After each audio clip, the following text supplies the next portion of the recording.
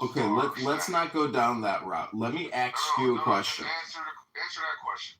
Why can't a species of fish stay in an area where the salt levels are consistent, such that it's at a state of equilibrium, never needing, never becoming thirsty? All right, I will defer to the green bean moderators. I'm not going to continue answering any You of these run away like a fish coward, water bro. questions. Let me You don't ask even you. know how to run away like Let a me man. do a quick diagnostic. Say you get in a phone call. Let me say do a somebody quick calls you, like, diagnostic here. dial Concrete, your answer this phone or question. something. Do What is something like that, 100 bro. times 1,000, Concrete? What is 100 times 1,000? 10 million. So 100,000 or 100 times 1,000 is 10 million. Okay, the diagnostic has been answered. What do you call 10 million fish? 100 times 1,000. 100,000. Oh, you got me. Anyway, so can you answer my question now? So since I've answered yours, can you answer mine? He might give you a Bible and sleep. You know how they do. Okay, I want to give a compliment to Loki and Concrete, maybe, but Can you just mostly answer my question Loki. now? I answered your question. Okay, go ahead. Answer my question. State your question in one Why sentence. can't it be the case that there's a species of fish that stays in an area where the salt levels are static? Okay, I'll agree with you. Yes, correct, Concrete. All right, would that be the case that a fish does not get thirsty? If there's a constant state of equilibrium between the amount necessary and the amount that was on intake? I'm sorry, I'm going to have to stop answering these questions, and I'm going to go back to listening. All right, thank you.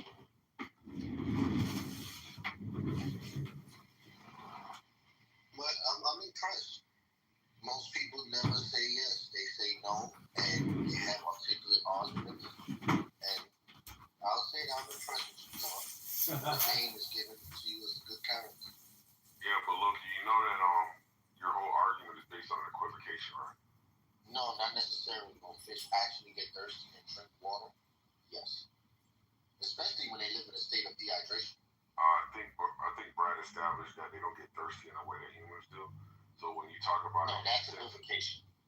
So when you talk about thirst in the way that humans get thirsty, no, fish don't get thirsty in the way that humans get thirsty. It wasn't Brad. No, the key word is dehydration. Yeah, but look, why would they when their brain doesn't even perceive that they are thirsty? So you agree that you're talking about two different senses of the word thirst? No, I'm saying that the biological need for thirst remains the same in both the species. Why? Because we both have involuntary movements such as blinking, and we're not, how you say it, conscious of it because our brain doesn't allow us to perceive it all the time. So with the fish, it doesn't allow them to perceive that they're thirsty. It's a little bit like breathing with humans. A lot of people in this app, I don't think they're breathing anymore. I think they're just chronically thinking, speaking, and responding. They're, not breathing. So let me ask one more question to Concrete. Can a human get a deficient in, breath? Yeah, why not? Are you saying that fish in their breathing? Well, I mean, you got the respiration cycle, you got the hydration cycle. But let me ask a more important question. Are you called Concrete because you're thick as concrete? I mean, doesn't your name imply that you're stupid? Yeah, look at you. Doesn't your name imply that you're stupid? Look how irate you get. Go smoke some weed and feel better. He's John, brother. He's actually a mason of the highest order, meaning he could lay a foundation brick by brick, fundamentally through architecture, all through the spiritual realm of the philosophical ideas.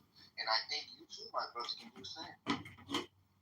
Well, see, as I stated earlier, I believe that this is a roast app, aka comedy. And so when I say stupid, I don't mean stupid as in like retarded or autistic or Down syndrome. Like, I mean that like if you are a Freemason and you are stupid or thick as a block of concrete, that's really like the all, or he has become the universe. That's all I'm trying to say. But apparently, that philosophical, esoteric concept flew over his block of concrete.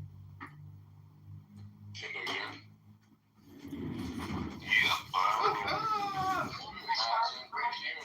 Somebody. All right. Can you imagine somebody you don't interact with on a regular basis is fucking invested in you? What does that mean to you? You know, somebody that you don't interact with on a regular basis is so invested in you. Well, that means they're a fucking creep. Maybe they should find something better to do. Well, if you call me a creep, maybe you're projecting that you're a creep. Maybe they lack opportunities to express themselves in a meaningful way, and this is their only outlet, and it's a frustrating existence when you see other people doing what they want to be doing. But welcome, John. Just try to be normal. I know it's hard. Yeah, you see how he kind of try to make a correlator, like, hey, because I recognize a person with negative traits, that I must be able to recognize said trait because I too have that trait. And we're supposed to be the dumbasses here, like, all right. Isn't really belief, but probably I take it to be the result of mediocre work, where you've got it. You're down 50 points in your head and you know it. But if you could tell somebody that they're down 100 points, then you obviously can feel better about yourself because you know you're down 50 points. He knows he's down. He's not winning. And so everybody else that he might perceive to be a threat or to be actually winning, he wants to diminish them. Remember when you said that? He wants to diminish them. Well, let me just ask the question again. Dr. Concrete, what do you think? No, that person is supposed to be the happiness talk.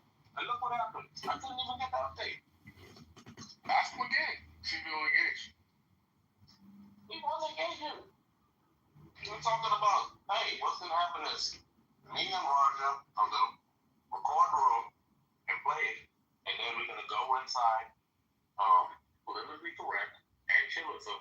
And we're gonna ask questions and tell everyone that, hey, we're streaming and everything like that. I want to know more. On some app, streaming. Yeah, we're going to act as the aggregator or the algorithm, and we're going to cause anarchy and chaos tomorrow using your room and politically correct. You want to form an alliance? Well, because of Anonymous, we don't actually need alliances, but yes, I would form an alliance. But, I am interested in monetizing on YouTube. So if you want to open up a YouTube account and join, the rebellion or the alliance, I'm more than happy to include you in this network. We could write a proper verbal agreement with Toxic. He's our Secretary of State in South Chile. Yeah, go ahead. All right, tell him, and we'll make it here, official, and we'll stamp it.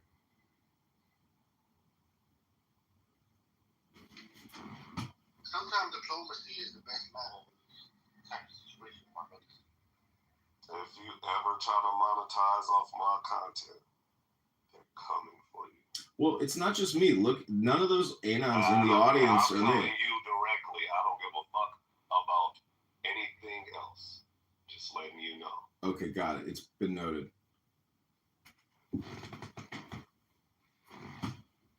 Anybody else want to get the same notation?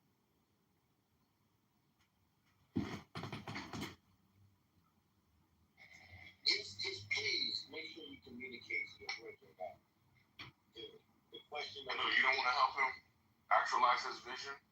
Absolutely not. He has a diabolical nature, and he only means to utilize this in a negative way, which I do not support.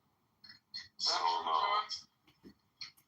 Actually, John, you want to use it? No, see, that's him projecting, and I don't respect that. I don't appreciate that.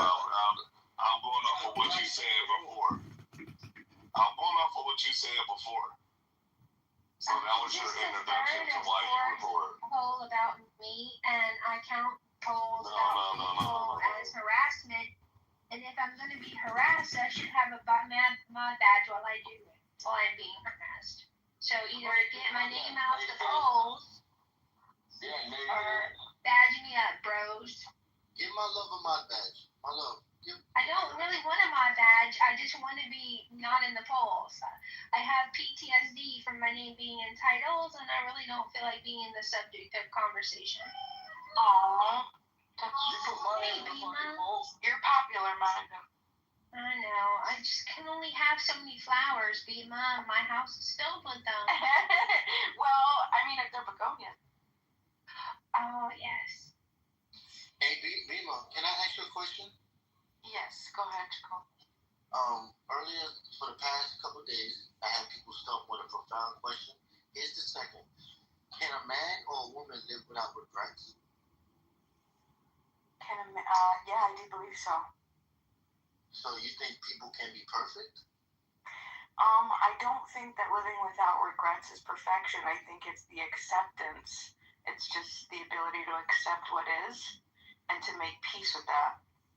So you think somebody could make 100 choices, and out of 100 of them, they can never look back and say, I should have made another? No, I'm saying that.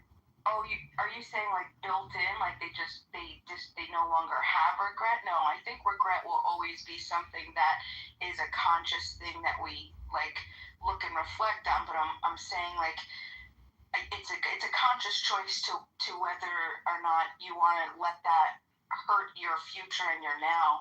You know, the past is gone forever. You're never going to get that back. You're never going to change that. The future isn't here. The only thing that you have is literally like right now. That's it. So what's the point of lamenting on things that you can't change? And I think that there are people that have been able to, I think it's rare, but there are definitely people that have been able to make peace with decisions of regret. Why do you have such a pessimistic view of life? You don't think you could be perfect? I think atomically, each and every one of us is perfect already. I think that's why I have it in my PTR. On my bio, into my bio, I say you're perfect. I see. Exactly. So I just spent time here, traveled a little bit, and refreshed my hair and that Next stuff. weekend, I have the Merchant of Venice queued up on my laptop to watch on the very long train ride there. Oh, that's really nice. How do I get in Venice? Just 3 days? Yep, 3 days. But where are you flying from when you leave? So what? Where are you flying from when you leave? We'll be flying from Rome, and that's like later on. Okay. Yeah, no, I thought you were flying in and out from Milano. And so I thought, okay, Milano is super close to me. It's like 2-hour train, 3-hour train. But Venice is way further. I don't know what to do with my mom. She's been sick. Actually, I've been being a nurse the last. Well, she was already a little bit sick at home, and then when she took the flight, the air conditioner like completely made her sick. Oh, and so she came here with asthma and whatever. Yeah, so she's still on nebulizer. Like she finishes the treatment on Wednesday or so, or Thursday, I don't remember. But yeah, she's been doing steroids and stuff. Like she's been taking care of her. So I don't think that she will. I wish her she should have a speedy recovery. Thank you. No, she's gonna be fine. It's just that, like if I tell her, okay, we're gonna go to Venice this weekend, probably she will not be up to it. Yeah. If I were on my own, that's fine. It's just I'm here with the kids. Main thing is to get them to San Marco, which oh, you know what? When you're in San Marco, just buy food for the dogs. I know the birds feed them. easy there. Yeah. I remember one time that I was there, I bought coconut cookies, and I was just sitting there, like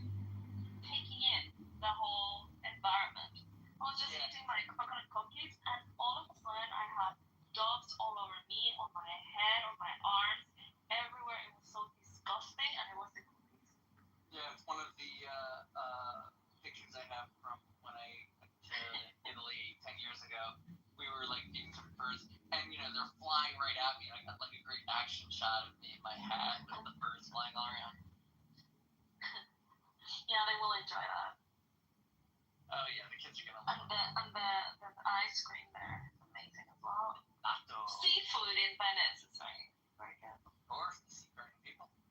Well, I mean. Oh, but you don't eat seafood, right? Well, we eat kosher seafood. We'll be eating whatever they're serving at the ghetto. I see. Yeah, And this is the because first they ghetto, by have. the way. Oh, I didn't know this. I heard something say one of the earliest, but I'm pretty sure it's the early one. I think it's the origin of the phrase ghetto. Like it was a jet, which I think is French for a type of a port. So ghetto comes from Italian? I think so. But it sounds Italian, right? Ghetto. Yeah, I didn't know. I think it's Italian for Jenny. That's really interesting. I don't think I realized if I ever went through the Jewish ghetto. You might have. It's like right towards the top. Like as you're walking through the city to get down to San Marco, like from the train station, you walk past it at least. But I'll be there for shops. So I'll be staying there. I'll be like doing It's summer really shopping. nice. Yeah. Are you guys enjoying your trip? Are your kids fascinated with everything they're seeing? Yes. The kids are like stressed out and all over the place, but it's a lot of fun. We had some scares, My wife's bag got snatched at the train station. Oh yeah, you said, but you recorded. I was surprised that you recorded everything. Yes, we got everything back. I didn't see the criminal. God help him. Yeah, that is actually amazing. Like I would have never had any expectations of recording any wrong stuff into it. Yeah, no, I was freaking out. We were at the train station, but she had to find my iPhone. And we acted quickly, so the cops moved fast. They moved really fast. Like at 5 minutes into the conversation, there were 8 cops there, and they were already telling us they recovered the bag. And it's all the way back. Wow, that's really cool. That's amazing. Well, and what other scares did you have with the kids? Well, because of the theft, we were like late for Shabbos. Like we had to catch a train that was going into Rome late, which is nerve-wracking for us. And you did Shabbat in Rome? In Rome, yeah. Touch base with the Chabad guy over there. Right. Wasn't So you're not going out on Shabbat on Saturdays to walk? No, I walk on Shabbos, but I can't carry. In fact, we did do a fair amount of walking in Rome on Shabbos. We walked to the old shul, right? Because the proper, Rome proper, like the old city, like not the most livable, is not where the Chabad guy is. He's like across the bridge, across that little island to get to the shul. So the great synagogue with like the Doric roof. Did you guys go to Florence? No. I mean, we did last time 10 years ago. We went to see David, which was truly impressive. But and we walked around Del Domo, which is humongous. Yeah. Also, the what I really like is Ponte Vecchio, where all the jewelry is. All the jewel shops. Yeah. It's amazing. Yeah, but we're having a lot of fun. The kids are seeing like a different way. It's fun. Oh, that's really nice. Well, I'm really glad that you guys are enjoying. Yeah. When are you going back? The 20th, I think, is their flight back. Okay. Well, listen, if you're gonna be this weekend, let me just check with my mom. At least I know you will be in Venice. Yes. Let me check. And that's like our last hurrah to the north. Like we'll go to the north for Venice, then we're gonna be back down to Agropoli and hanging out by the beaches south of Amalfi. If you're going to Venice, you can still go through Verona as well and show them the Romeo and Juliet bathing. Although I'm not sure, it's not too far away from Venice. It's probably like an hour away.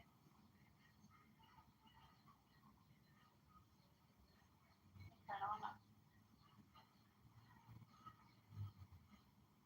Hey, Pepper. Hey, John.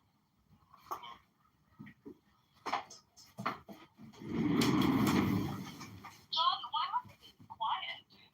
I'm here reading a book. So, Mixette, I wanted to ask you a question.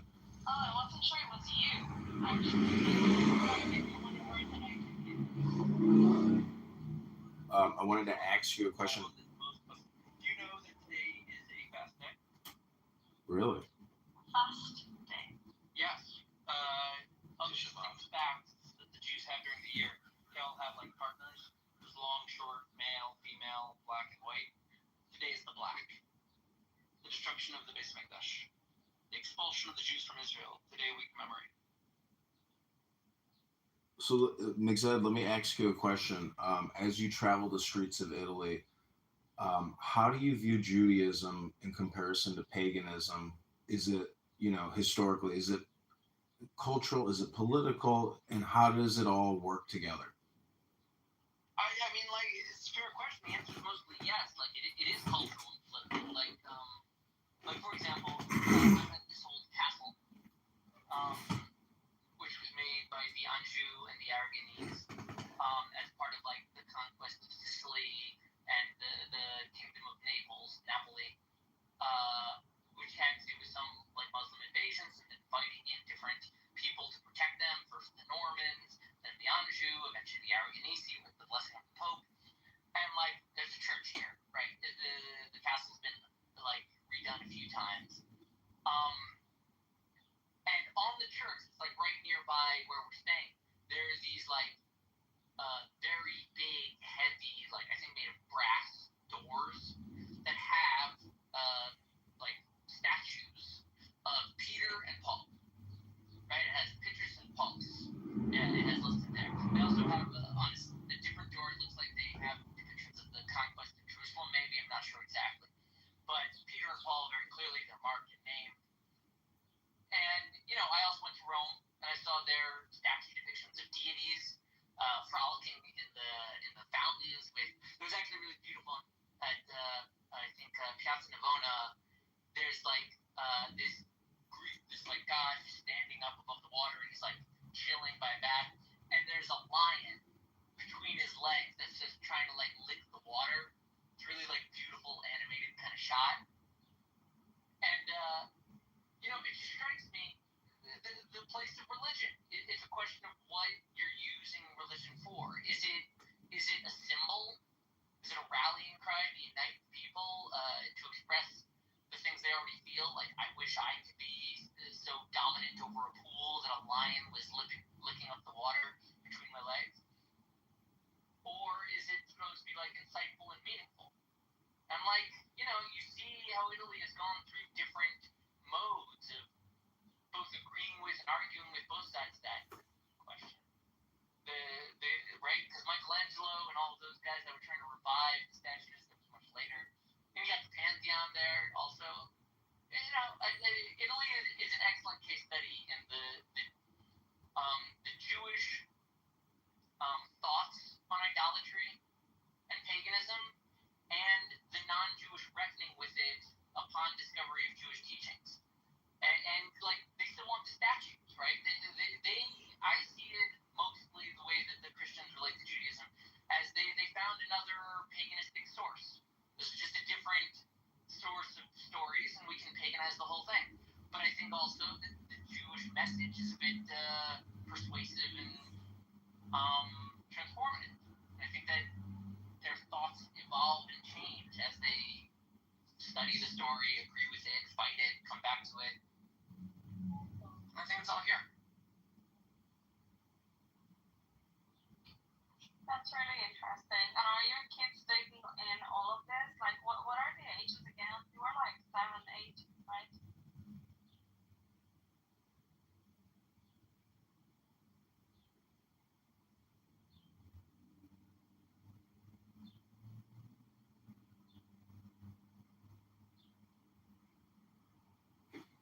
Anyway, why have you been quiet, John?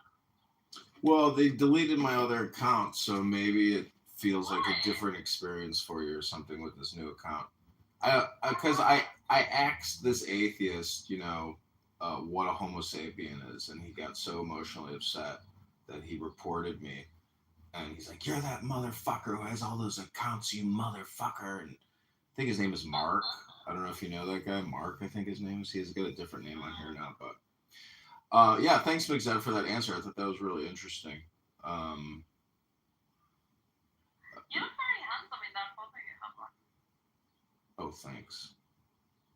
I think it's the hat that gets women so excited when I don't they know. see it. You got a very handsome face there. On the shirt and everything. Like, very cute photo of you. He's actually a complete clone of Anton LaVey. I don't know who that is, but he's got a nice smile. The beard is nice and groomed. Danny's He looks very projecting. handsome. Danny's projecting onto me. Danny, do you think you're a witch? Why? Yeah. Who do you think is more handsome, Luges, Tickles, or John? Oh, they're both different types of handsome. Now, don't forget, underneath that Trump hat is a bald head. So take that. If you love I know, hair, but I am forgetting. I mean, Lou has definitely better hair. And also, his eyes are nice. who do you think would be a better husband? My friend the trash bag, a trash bag, or John? I don't know really. I think my friend lacks a little bit of spine sometimes. At least for me, I need someone with more character. So let me ask you one final question. What do you think the answer is to the super secret hard riddle known as the riddle of the Sphinx? I have no clue what the riddle of the Sphinx is. I mean, you've heard of the Sphinx, right? Yes. And did you know there was like a riddle tied into the Sphinx? No. So maybe Google it. Google what is the mystery riddle of the Sphinx. Amen.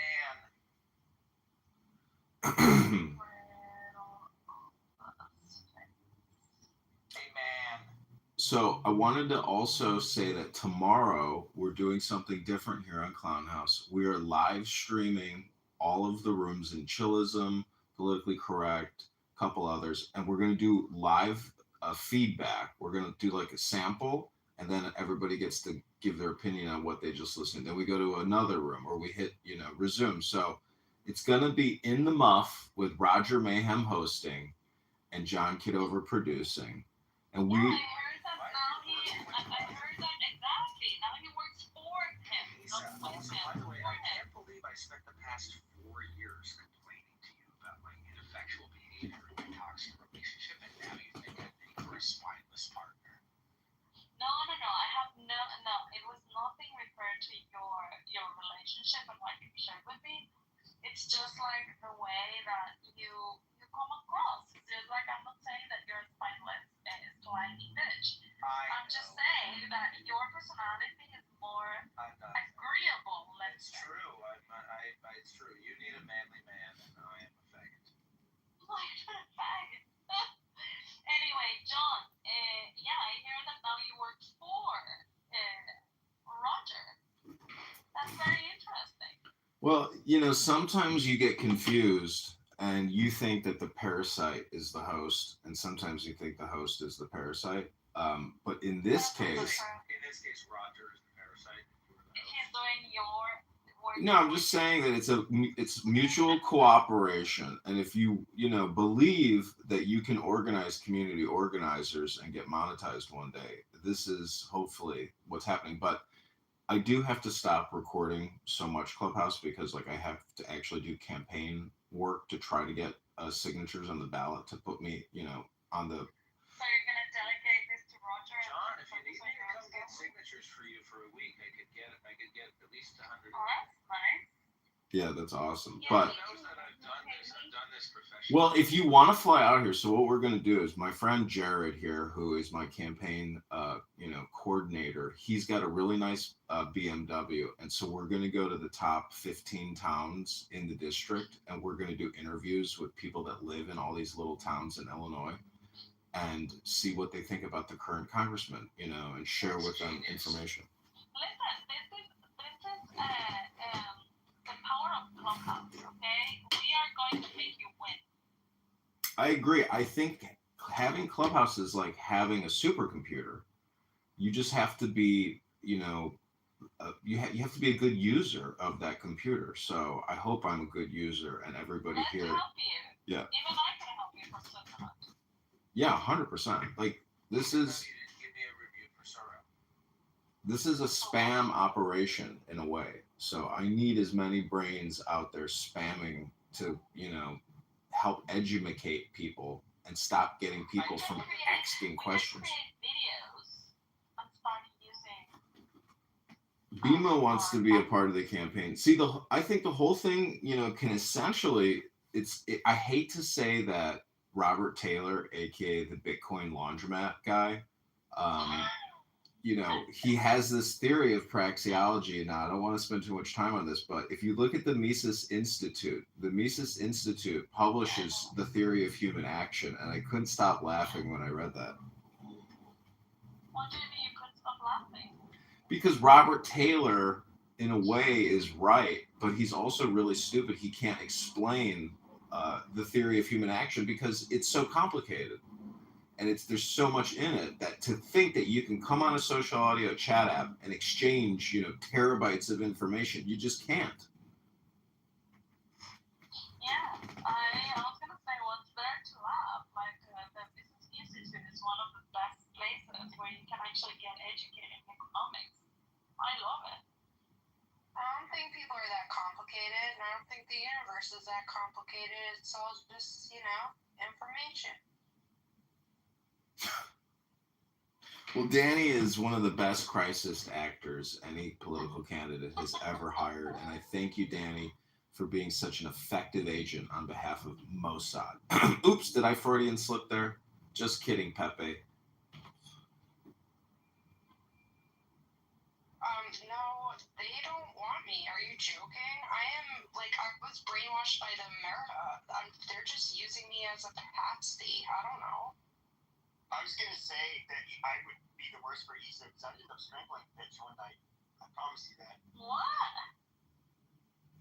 Pepe is a sociopath. Did you just figure that out, Issa? Bima, welcome to the stage. Bima is also a crisis actress in the campaign to elect John Kitover. Welcome, Bima. Hey, what's going on?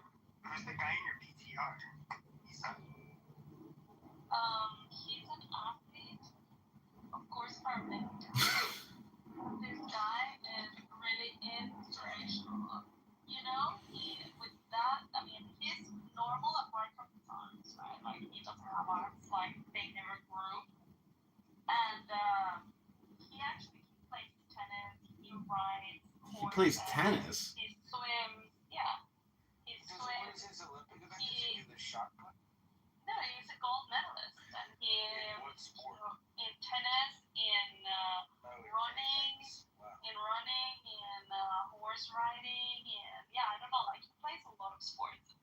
And he's fully sufficient. Like, I met him a year ago, and I was having dinner right next to him. He had a steak in front of him. I was like, shall I ask if I should cook his food or I should help him? Like, I didn't know, what to do. I was like, no, he said that would be rude. Just like, let him ask for help. So wait, does that mean his penis is technically his real arm? Probably. But the thing is that he ate exactly as any other person. Of course, he had to eat a little bit more, on the plate. But he ate with fork and a knife, and he cut the steak. He did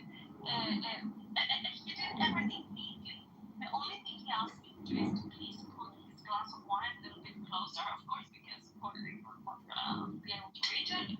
But that's it. Everything else, like, he put on but he doesn't use a jacket, right, because of the sleeves. But he uses a vest. He put on his vest. He took off his vest, like, put it in the chair. He's fully independent and self. If you were to see him in like a water tank swimming, do you think it would look weird? But he definitely would look weird. I mean, his legs are normal. Everything's normal. He's married. He's got 4 children. Oh my gosh. He's super smart. He's amazing. He's like 175, which is like what, 5'11"? What's that syndrome called? Is it called pterodactylism or something? That would fucking suck.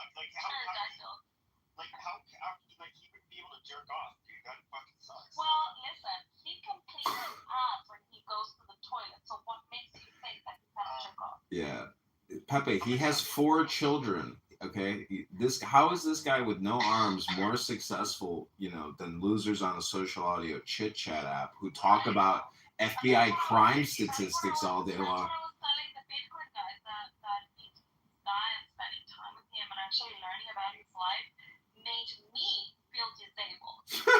Having all of my limbs, and the brain and whatever I have done, and I have not done everything this guy has done. Yeah. It's amazing. You see, Isa, myself, and John, we could all die in a bus accident, and everybody's lives would go on the same. Nobody would miss us. No children would starve because we don't have the love of our life. I was trying to refute what Pepe just said, and then the more I thought about it, I was like, you know what? I got a lot more work to do. Yeah, we do. Actually, that might be a thing. If you die, nobody will miss you, and that means you cause the least amount of pain on this planet. Amazing. But see, that's why you're stupid, Pepe, and you don't read books. I was reading Tanya yesterday, and it talks about selflessness and kindness and mercy and being charitable. There's a lot of good things in life that you can do. You have a very sociopathic and homicidal ideation type of, personality. You talk about murdering hitchhikers and dissolving their bodies in acid baths. Why do you come on here and say, so much negativity? Well, I don't, maybe that this one time you bought somebody who was hungry a meal and made their day, and you did some nice things for them, and then,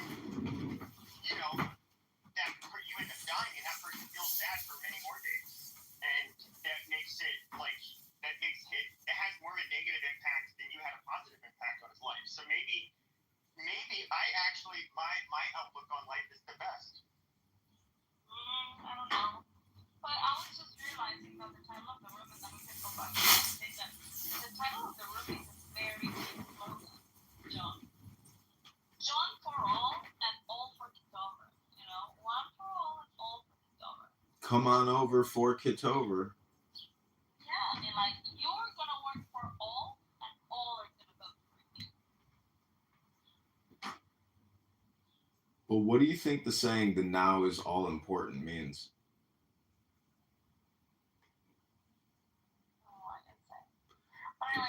Hold on one second. I asked a question. I asked, what do you think? Try to use your listening and your brain skills here. If you want to work for the campaign, you got to listen.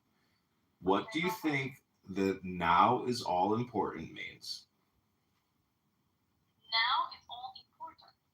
Yeah, what does that mean? That is the only thing that we have.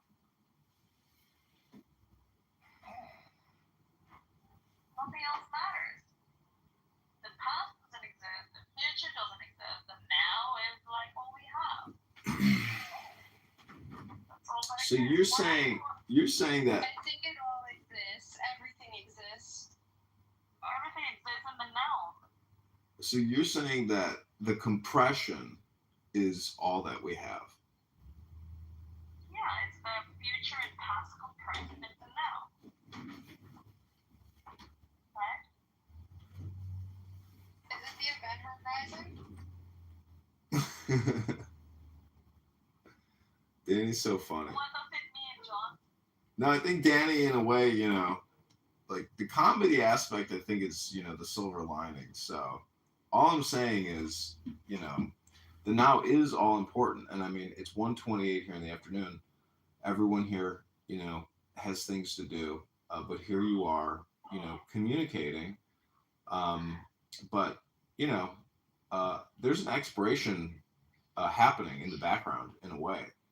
Maybe that's conceptual, but I say one for all for Kitover, and come on over for Kitover. Go to johnforcongress.com.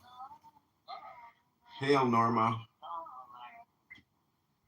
El Normo. If I were in Chicago, I would vote for you. Now, just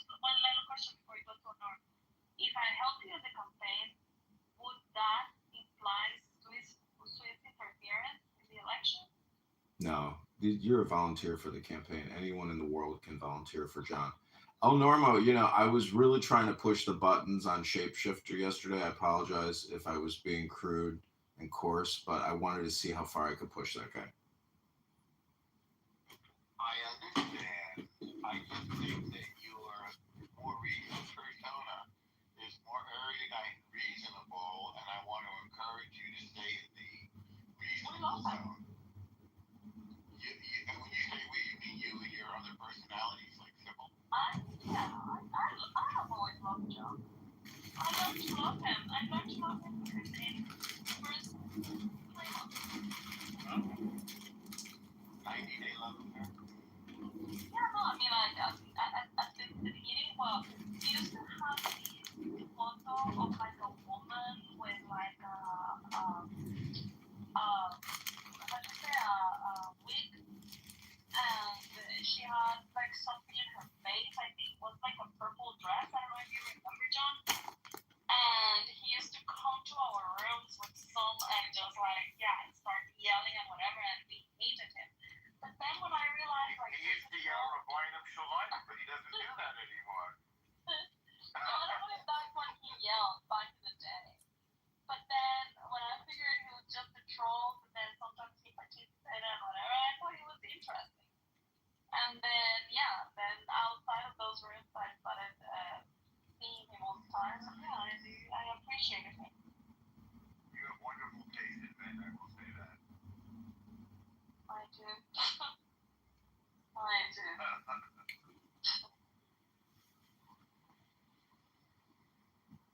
Anyway. I don't know. I gotta say, like, I went out last night and there's so many beautiful college girls in town. And, at 42, having, like, tasted and witnessed just about everything under the sun, to me, the two most beautiful things in life are women and wisdom. And you gotta seek them both out. And to me, they're the best things in reality. You haven't really liked it. You think I'm just like, you end up throwing her down the light shaft. You 15 miles down the road. Pepe, I'm sure that sounded better in your head than it sounded in the room. Yeah. No, this is you weren't here, but Edmund had to say to me earlier.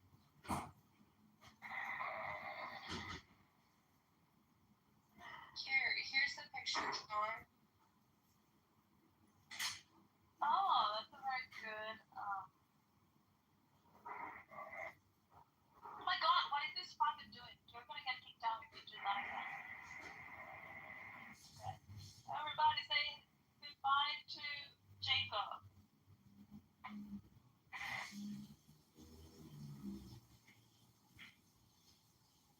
Yeah, I missed that, Ethan. And everybody say goodbye to Norm. That.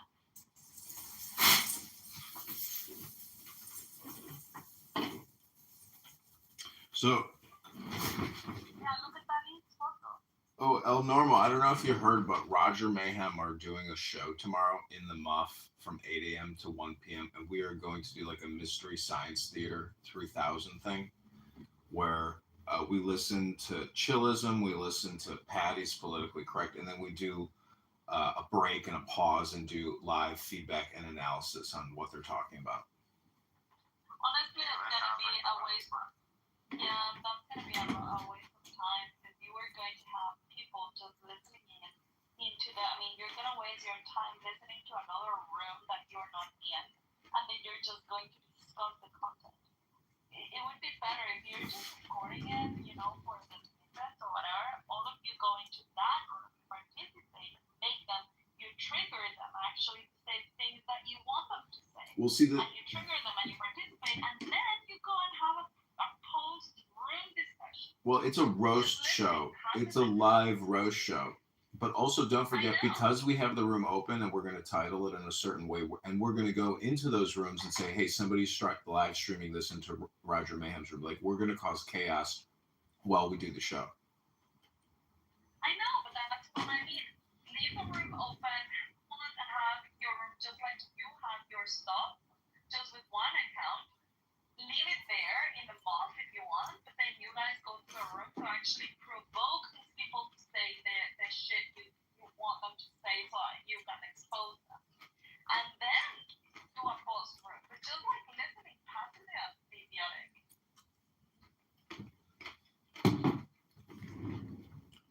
See, that's the point. It's not going to be idiotic, and it's not passive. It's critical, analysis and critique of basically people wasting their time talking about nothing. In the same way, that we're doing that right now. Is there an anonymous in the room?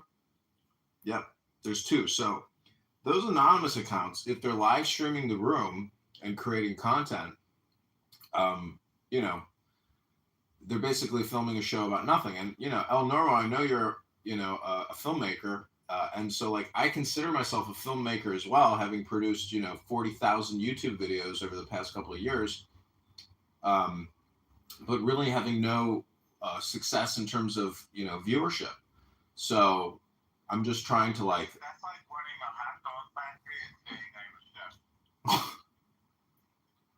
Well, never knock a good Jewish hot dog stand, because the secret is in having a line and doing just a couple hot dogs at a time, and then the line builds up, and then everybody driving by sees the line and they say, oh, there's something good there.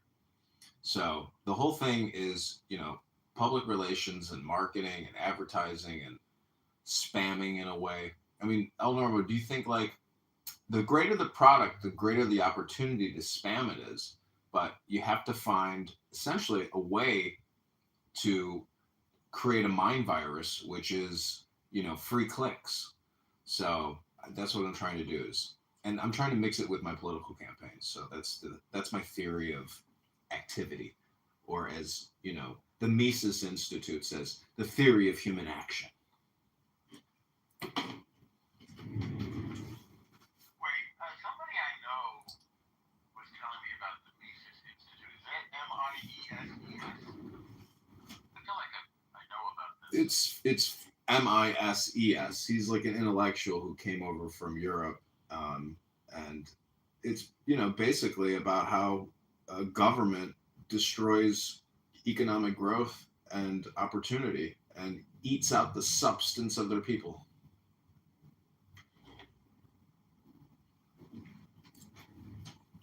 I had a friend who was a New Yorker writer named Stanley Mises. I wonder if there's a link there.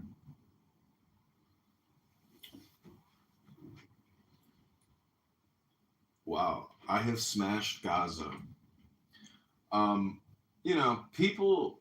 It is. How do you view this news cycle with regards to the war? I mean, I heard somebody say you can't just go save the hostages because they'll kill them, in the attempt. So, what's like the optimal game theory if this was a chess game? How do you eventually get a checkmate here? There's a great Nobel Prize winning game theorist. Unfortunately, I don't remember his name, but somebody on the back knew his name right away. You can find the YouTube. He's old now. Number one, if you offer them more than one criminal prisoner that you have in your jail, if you offer more than one for a hostage, you're an idiot. You're a fool, according to game theory. So you don't take 1,000 for one. That's number one. Also, I don't think the negotiation does anything except encourage them to do this again, unfortunately. So, I think the only option is to smash the hell out of them. That's all I can think. And just make it so that they understand that anybody who does something like this will never again be able to allow themselves to be seen on top of the surface of the earth. And by the way, Qatar should be pressuring those Hamas weirdos in Doha as well. Because everybody wants this thing over. Qatar should say, okay, if you don't make a deal right now, we're going to stop your room service, which, by the way, they did something like this. They took away their personal weapons. So first we're going to stop your room service, and then we're going to kick you out of the 5-star hotel, and we're going to let the Mossad do whatever they want to you. We know what that's going to do. I think that would end this. It's time already, What do you think? Yeah, isn't it ridiculous that the war could come to an end because people get kicked out of their, luxury suites in Doha? 5-star hotel. Isn't that absurd? I mean, I saw that the daughter of Yasser Arafat is worth like $5 billion. Suha Arafat. How many did you say? 5 billion, I think I read 4 billion, 3 billion. I think it's 1.5 billion. But you know, a billion here, a billion there. Sooner or later, that ends up to some real money. So I mean, is she going to be magnanimous and give that money back to her people and build 60,000 housing units? Like, what is that? Like, why can't the International Criminal Court seize her assets, and redistribute that back to her people? Because clearly, she didn't earn that money, and so if maybe it's legal because she got it in the estate, but why the hell was he worth that much money? So I don't know why they can't seize that money. Well, if it's in France, I guess the money's in France, right? I mean, I guess it deals with the government in France whether or not they can seize those assets.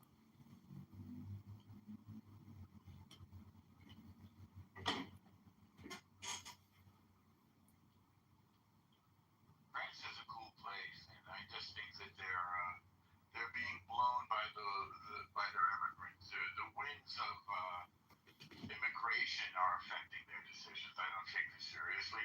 If you look at the headlines from 40 years ago, they're almost identical. You know, the world says to stop arms trade with Israel, and I don't know what else. Israel should get out of Gaza. It was literally the same thing.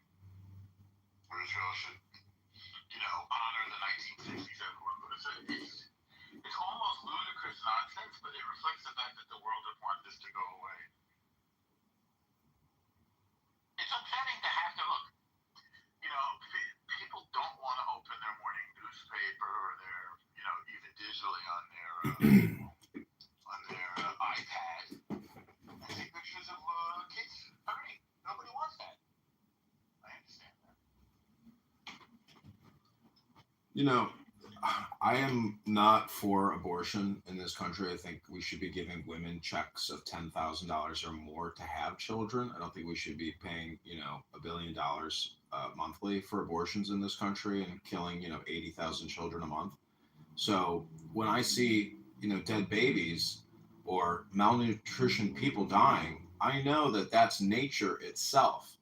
But what is happening in America to me is unnatural and it's not natural. And it's very sick, I think, what we're doing in this country in our medical industrial complex and with all these abortion doctors. And so, to me, justice for October 7th and, attacking the Supernova Festival and taking all these hostages is, an opposite and equal response. You attack the Supernova Festival, you cause a supernova in your city, and there goes your your civilization over there and that beautiful piece of real estate. So I think everything can be rationalized, and America is a perfect example of a place where you can rationalize anything. What do you think? I'm saying that America has absolutely no moral ground to stand on whatsoever with regards to just about anything, because we are the purveyor of the world's largest military industrial complex. At $1 trillion a year, we fund our war machine. And we fund, through Medicare, Medicaid, and over $2 trillion a year, we're paying for all these abortions. Taxpayers are being taxed to murder 80,000 children a month in Planned Parenthood facilities throughout the country. So I'm just saying that, I want to just describe the situation accurately and say that, if there's any hypocrites around,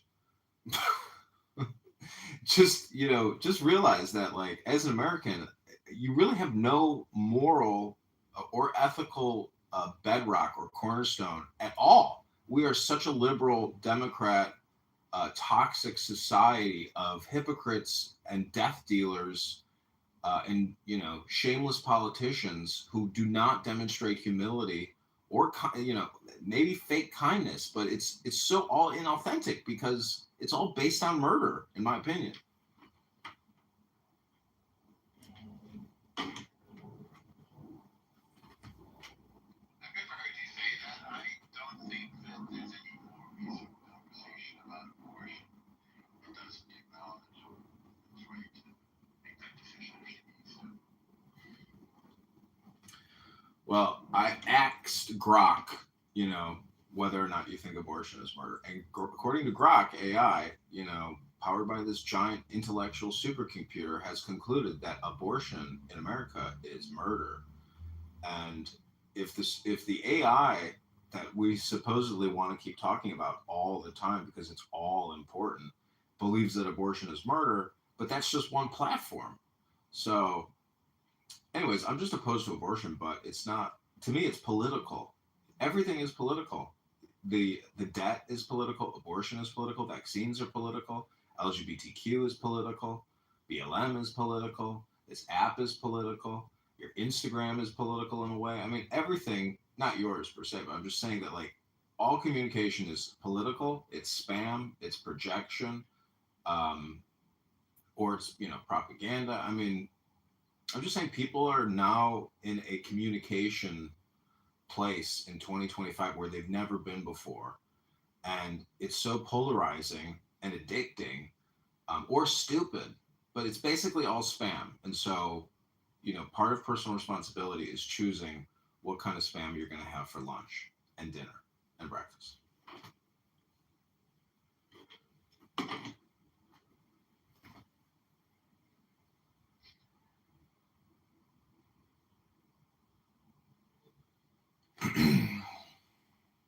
Also, I guess with regards to the abortion thing, uh, there's nothing new under the sun.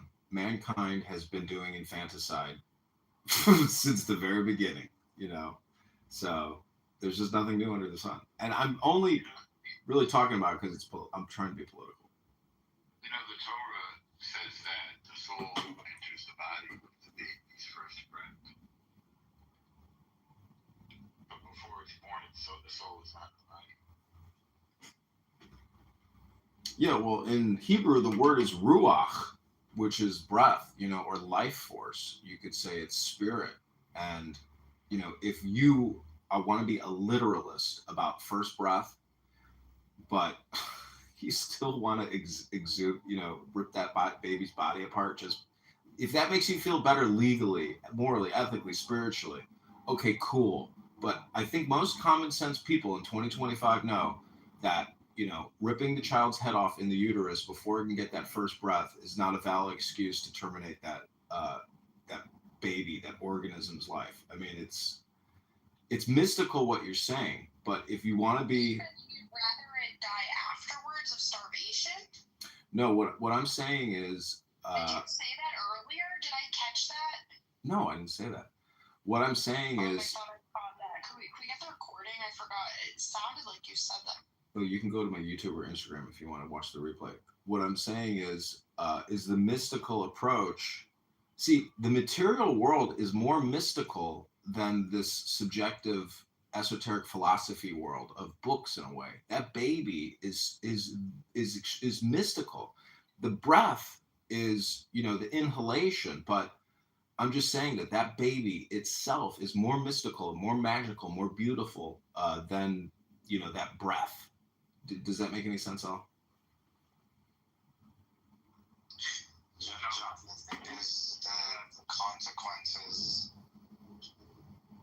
are, in a world like this, if we were living in a biblical utopia, we would all be with our first loves, and there would be no thought of abortion. But in a world like this, where do you do that?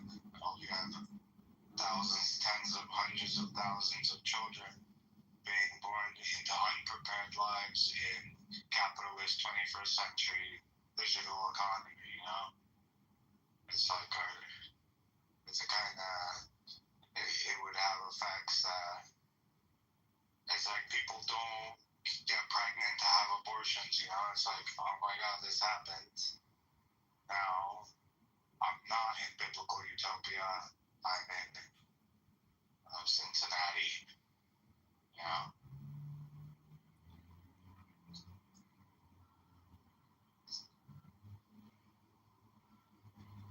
well, people shouldn't be using abortion as birth control.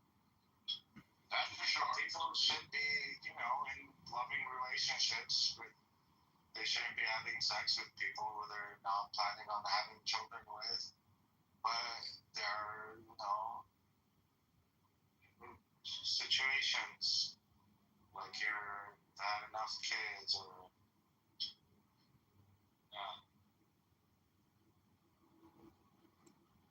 it's too early.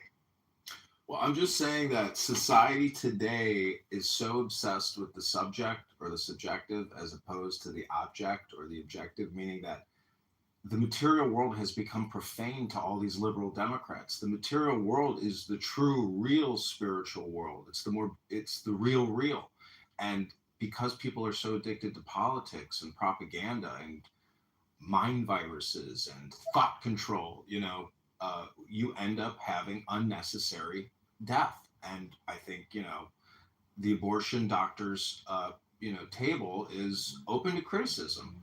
80,000 a month, never ending. Like, we could stop it. We could liberate these women and give them money if they want. I'm just saying, give them an option. If the government is going to pay the doctors and the health insurance providers, give the women an option for direct payment and subsidy of the pregnancy. Give the money to the people, not to the doctors and the corporations, especially with regards to abortion, and especially because we have plummeting birth rates in this country.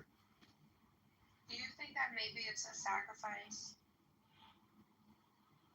You could say it, under the cloak of a white cape, anything is capable. I mean, modern day psychiatry and a lot of medicine is just veiled in terms of like medieval practices. It's just an updated version of the same old game that we do to each other commercially. It's very sick. Most people need a good environment, not more medication. They need more exercise and diet and, more security, better housing, cleaner everything. I'm just saying that. It's called Maslow. It's a pyramid, Yeah, I agree. I mean, Yeah. I don't know if I'd call it child sacrifice, like in some kind of, satanic way, but I would just say that if you've ever met with abortion doctors or seen congressional testimony with a very aggressive female liberal Democrat abortionist, to me, she's repulsive and she's a mass murderer. How do you feel about Kermit Goswell? I don't know.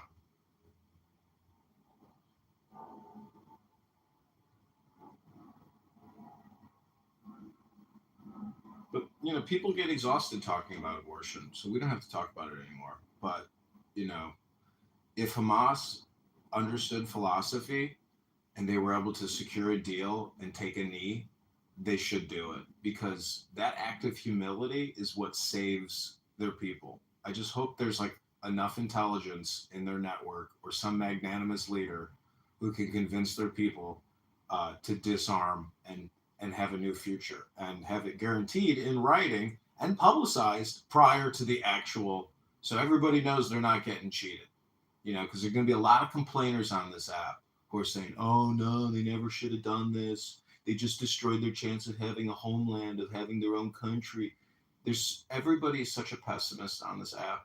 All they do is come on here and just say the nastiest, snarkiest, most gaslighting. Everybody's making an attempt to gaslight as much as possible all the time on this app. It's very sick and obnoxious and disgusting. I'm Not you. I'm saying like even people like Pepe. To me, Pepe is like a repulsive person.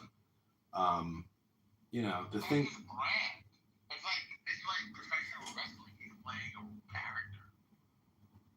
That might not make it better, by the way. But he just, I. He's shining a light to the hypocrisy of a lot of things. And yeah, he's in character. Everybody's in character, I guess, but I'm just saying if you want the world to be a better place, start with yourself. That's the whole point. Yeah, that's great, but Pepe's doing dissecting, social things. So, right, it's not about start with yourself. He started with himself, and I'm sure he's still on himself. And this is him being on himself. He's learning. He's very educated. and he's pretty just. Just because he blows off steam, I think that's part of the game of Clubhouse. He does have a lot of white hate.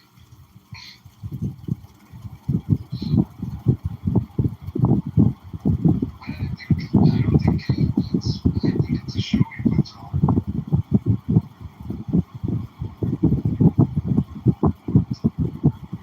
He's a frustrated member of civilization. He finally is.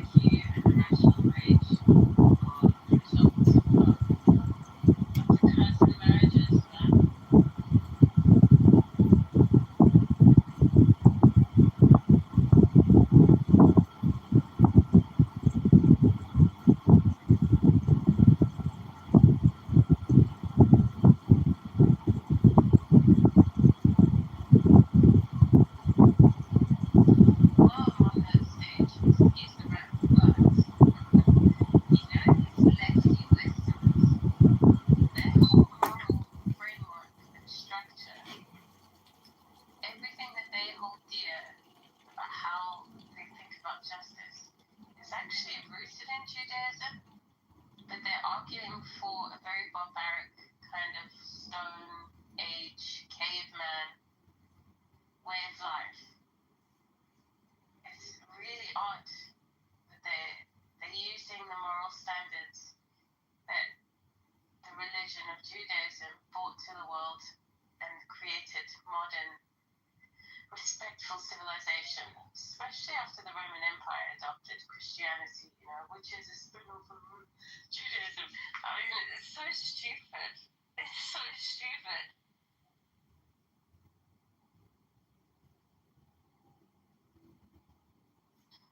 It's insane. You know what I think is weird about the whole thing? I don't know if you guys have considered this before, but if they're getting genocided, if they're starving to death, why wouldn't they just release the 40 or 30 living people and the 20 dead bodies that they're holding on to and be like, all right, we're done? Because they're morally grandstanding. Well, they're not They starving. think they're. Oh, so They they're think not they're. actually starving? Is that what you're saying? They're not actually No, starving? they're not actually. I mean, They're not, and they're not being genocided either. no. So that's why they feel like they're actually doing it. Like, cool. They're like, They think they're. Yeah, they think that they're the good guys. That's insane, bro. They must all be looking left and right, thinking, "Holy shit, where am I? What can I do? Nothing." Yeah, but we asked resistance to pull up a video or any evidence. Because they can't say anything. They can't say anything. No, it took 20 minutes to find a woman being pushed, a man or a woman being pushed in a wheelchair, but everybody that was pushing them and surrounding them, they were fat. I saw a new video today of a fat man complaining from football game. Oh my god. He's a big fatty. I can put it in the chat. I'll put the link in the chat. And this is history. This is the identities. The first person to tell me that the Arabs have done nothing in history was an Arab himself from Syria, college. Said everything was Persians. Persians did everything in that time of history. Arabs, Turks didn't do so much, did they? But there's greatness and genius and, beauty and everything and everybody. And they should seek to. I put the link in the chat of the fat guy complaining about having to walk a far distance.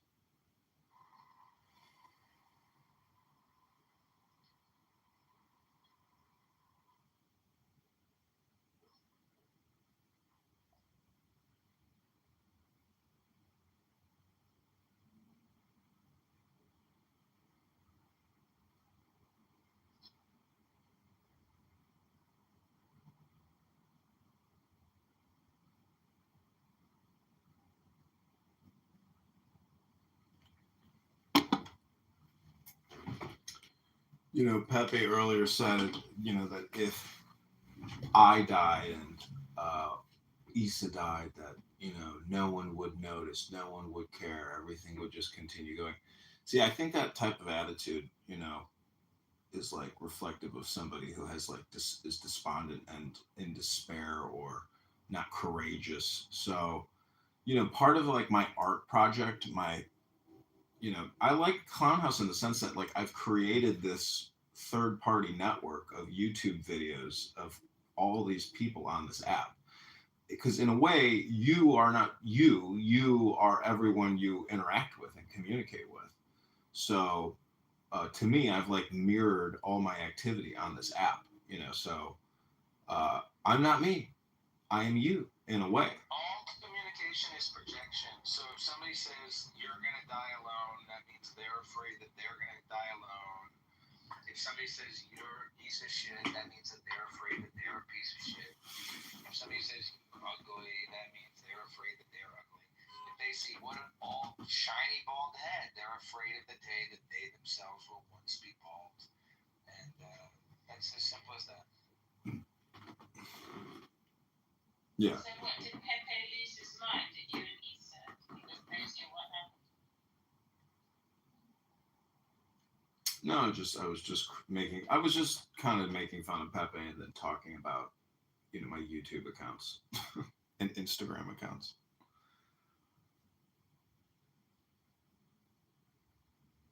But yeah, I'm like, I'm getting very close, I think, to ending my recording project on this app. How long have you been doing that? Since 2020, so 5 years. Wow. I'm a little paranoid that I might be called out on that because obviously I live in the UK and we have no free speech. But whatever. No. Somebody will have to go dig it. No one's gonna dig through 60,000 videos. Is it 60,000? I think if you add up all the YouTubes and all the Instagram accounts, it's somewhere close to like, probably 40,000 videos. Yeah, I just used AI to sort through them and get all the incriminating stuff on the people I don't like on this app.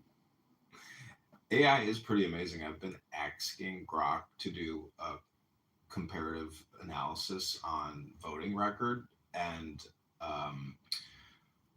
Open Secrets lobbying records, and it's amazing. But it can like cross compare, whatever is in Google and do comparative analysis and do matching. So it's like really a huge. And what's amazing about X is because you can integrate it into your profile, it's like immediate deployment of content and propaganda or counter argument information. So it's amazing how by having it in the platform and how you can tag people, like X is really a different type of platform compared to Facebook or Instagram. It's like it's more it's faster and more easily accessible as opposed to other platforms. X is very dynamic now. I mean, it's I think valued at $150. Do you make it talk to you in Ebonics? No, I don't do that. I can come to Clown House to listen to Ebonics. That's a possibility. I can come to Clown House and listen to Ebonics any day of the week, any hour of the week. This is a Ebonic colonic. This app is an Ebonic colonic. But what I'd like to do is get back to reading books, because if I just read the Tanya for a couple minutes, I realize how much time I'm wasting here and listening to all these conversations. So I really do want to like stop the recordings and get back to like recording books so I can, thrive and prosper and survive, because just listening to people have random conversations, it's not programmatic, it's not intelligent, and I think it creates brain rot. So as a warning, I would encourage everyone here to spend like maybe 10 minutes reading a book on this app, as opposed to spending countless hours having random, meaningless, and when I say meaningless, I mean that like the conversations are one word at a time. It's not like sitting in a classroom and getting a lecture and a direct transmission of information. You are not doing information like downloading. You're like nothing is happening here. I mean, and I think that's why, to me, it makes interesting content to film. But nonetheless, I know that it's not a good usage of my time. That's all I'm saying. Or I've maxed out the recordings. The one thing that I have got better at not getting triggered when people say stupid shit. The other day, I was with somebody, I won't elaborate, it was somebody who I don't know very well. They said something incredibly stupid, I won't elaborate, it doesn't really matter. But they said something that was very stupid, and in the past I would have definitely wanted to tell them that was the dumbest shit I've ever heard, and here's why you're a fucking moron. And I didn't say anything. I just said, interesting. And that was it. And I was actually proud of myself, because walking away from that interaction, I thought, yeah, I didn't need to respond to that. That was stupid. If I had responded, I would have taken the bait, and then I would have been the stupid one. I would have become a self-roaster. And so I just kind of said, oh, that's interesting. And I don't think that I would have had that muscle. I didn't have that, really, the emotional capacity to do that. 5 or 10 years ago, I definitely did. I wasn't strong enough to do that. Hey, Zach. What's up, you fucking faggot? Sorry. I'm sorry. I'm just joking. I'm just joking. It's okay. I just want to contribute though, because oh my god, I'm still laughing from that, Zach. But anyway, I just want to contribute because I've heard some I guess unfortunate things during this room here. So I think that what's going on both sides of this conflict is very unfortunate. Um, I'm honestly not sure if the claims of the dozens being starved is true or not, but I think it's hard to deny that people, like, not even on just like one side, like I'm not even just saying like the Palestinians are starving or the Israelis are starving or like trying to be like one side here. I'm just trying to say I think both sides here are suffering, and I think it's not harmful to um your personal narrative or whatever. If if people just acknowledge, that I think that it could be true at the same time that what Hamas is doing by not returning their hostages is harming their people. Wait, can you hear me? I have a red bar. Anyway, I just want to say, well, I think it could also, I think it's also true, can also be true. Israel could be suffering from scope creep because even people have been like, hey, we've been going too far. Like, this is only just prolonging the suffering for both of us. Like there's generals, journalists, politicians who've been noticing this too, and you hear someone complaining. I think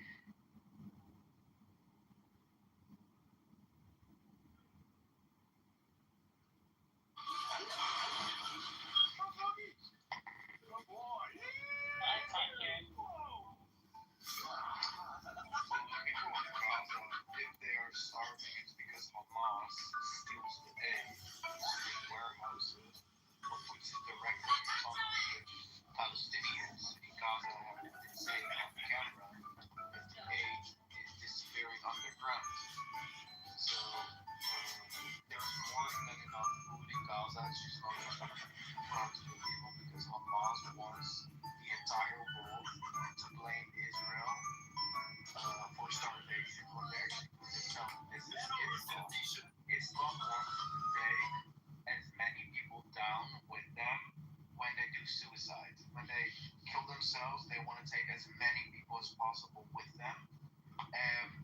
If it's possible to blame the West, blame Christians, blame the Jews, they will go for it. Because Muslims say themselves that their biggest weapon is, unlike Christians and Jews, because we prioritize life.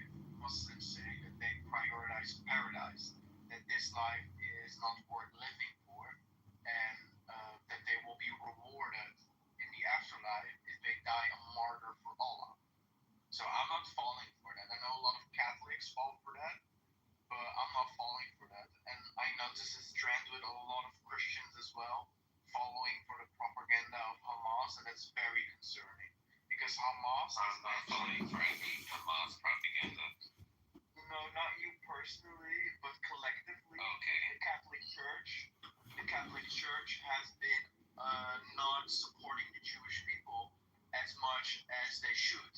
Like back in the day, Catholics used to fight crusades against Islam.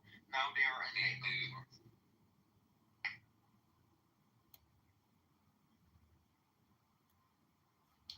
The thing is, Catholics hate Israel. They hate Israel. Well, that's cool, but I also just want to call out Julian. That's not true. Hey, Julian, I just want to call you out and say you support murder, and you may have some cognitive distortion disorder. Are you serious? You love Mangione, boy. You support Mangione for murdering that healthcare executive. You know, the CEO of United Healthcare. Mangione, Julian, is this true, Julian? That's a different subject. That's very stupid, Julian. I heard somebody the other day said we need the Luigi mindset when it comes to Gaza. What do you think that means, Dr. Julian? What do you think the Luigi mindset when it comes to Gaza means? I have no clue. I think we need to have the Luigi mindset when it comes to Puerto Ricans. Yeah, Julian, don't come in here and lecture anybody. You literally support someone that murdered somebody in the streets. So until you can justify your belief with regards to Mangione, everything you say to me is illegitimate. And I don't respect you. I hate to break that to you, young man, but I do not respect you. Could you be a little less sort of respectful? Norm, by the way, you live in New York, right? Yeah, much of the time, some of the time. So, like, aren't you very concerned with that Mohammed Mondani person? Yeah. Because to me, it looks like he will turn New York the way that Pakistani Sadiq Khan turned London into a caliphate. And this Mondani person, he's a Shia, 12 Imamer. They believe he's not Shia. Islamist. He is Shia. He is Shia. He's Shiite. Which is the same.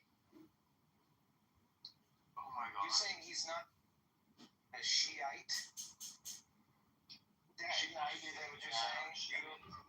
Julian? Adjective. Well, I heard multiple things around him. I heard he's like Sufi or like Shiite or whatever. But yeah.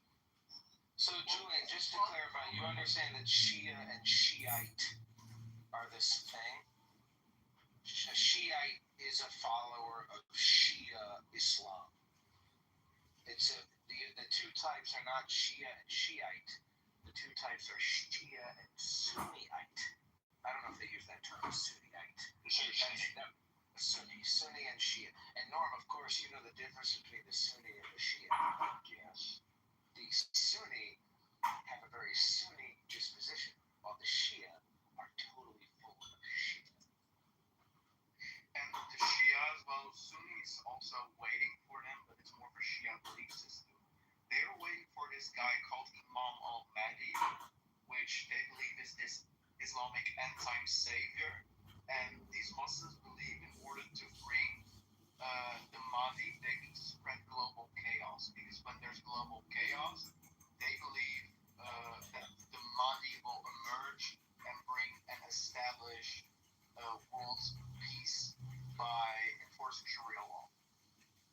Like, this is the Iranian regime that is exporting global chaos because they believe that will usher in the end times.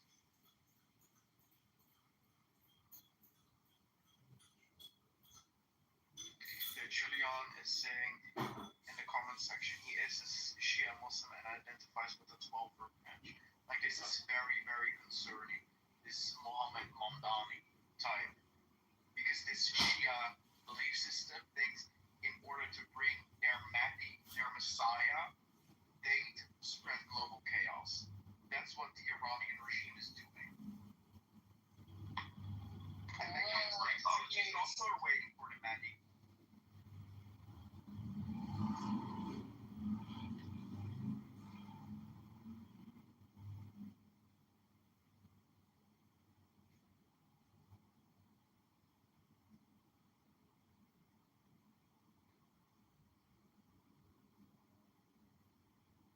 Julian, do you support Mohammed Zohran Mamdani as New York mayor? Well, I'm actually in New York City, and I didn't vote for him, though. Like, would you say if he becomes mayor, that would be an improvement, or do you think New York will become the London, like Muslim mayor London type of city? Well, I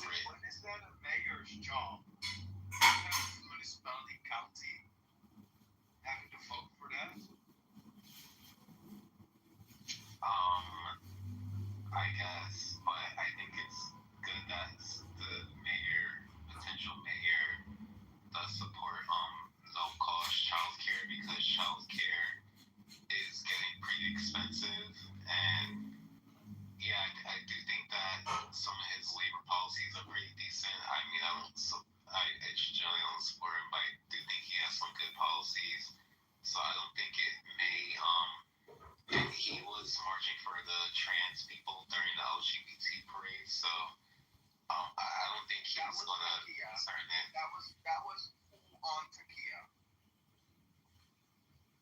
He is spreading in the New York City mosque, spreading the Muslim interest. He's not going into the mosque and preaching things about Islam or that the Muslim community needs to be accepting of vulnerable communities. He's going into the mosque preaching the Muslim interest. He's actually two-faced, having a double agenda. Because at one point in the mosque, he's making very sure that he will make Muslims the face of City Hall and make Muslims the face of New York, basically prioritizing them. Like, that is, like, incompatible with LGBT rights. Like, look at, like, wasn't there this full Muslim city council somewhere in Detroit or Michigan or Minneapolis, and then the Democratic, so a liberal or moderate, whatever, city council full of Muslims, when they took power, they targeted the LGBT community. They banned LGBT people. That was Sharia law. And even, like, I know a lot of LGBT people support him, which I don't understand, because there's other options in that mayoral election too. But, like, some of these queers for Palestine, maybe they need to wake up by learning the hard way, learning the hard lesson, like the people in London did. The people in London only started to open their eyes once a Pakistani radical Muslim became mayor. Not sure if you know the situation in London with that Muslim mayor. Julian, what is your take on this? Is it a conspiracy theory? Is it racist? Do you think it's not going to be that bad? Do you think he's full of shit, or what is your response? I mean, I don't think it's racist. I think it's, well, since what we're seeing in London, I think it's fair to have reservations about the mayor having given priority to people of his religion. So I don't think it's racist at all. I just wonder if Mom Donnie is a guy like that. Like I said, I don't support Mom Donnie's policies. I think they're generally kind of dumb. But I don't think Mom Donnie is heavily Muslim. So I just hope, I guess, that he isn't, like, I forgot the London, whatever his name is. Sadiq Khan. I just hope that, Sadiq Khan's administration in London. Yeah, what Sadiq Khan did to London is, as a mayor, he did everything, preventing everything from police force doing their job and making sure the streets are safe. Especially because London is a very dangerous city. A lot of stabbing and a lot of sexual violence against women, LGBT, and Jews. And I think when Mohammed Momdani becomes mayor, that will be the reality in New York City too. Because he will be pumping all the hotels full with Muslim migrants. Momdani. He had no interest in putting the interests of New Yorkers first. He made that sure when he spoke in mosques. I just have to say, I'm in London 5 times a year, and it's a beautiful city. It's not dangerous, and I don't notice that there's a Muslim there. I mainly feel like I'm in England. I don't feel like I'm some kind of a Muslim environment. I don't really have any objection to Muslim people, really. But I don't feel What part of London? Because London is truly a beautiful city. I explore anything. I like around the river.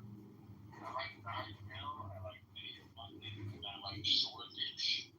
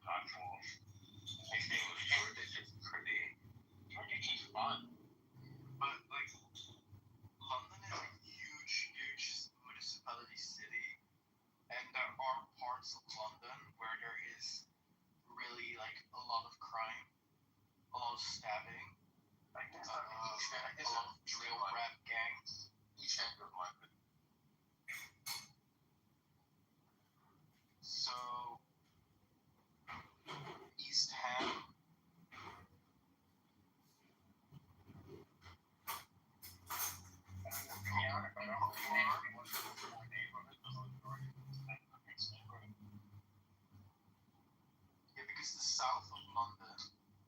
That's not a nice place. Right. Big shit having the Muslim mayor. Yeah, the Muslim mayor. They love it. He blocked as a mayor the investigation into Pakistan coming because he is on the Pakistan and he feels like the investigation on his community is racially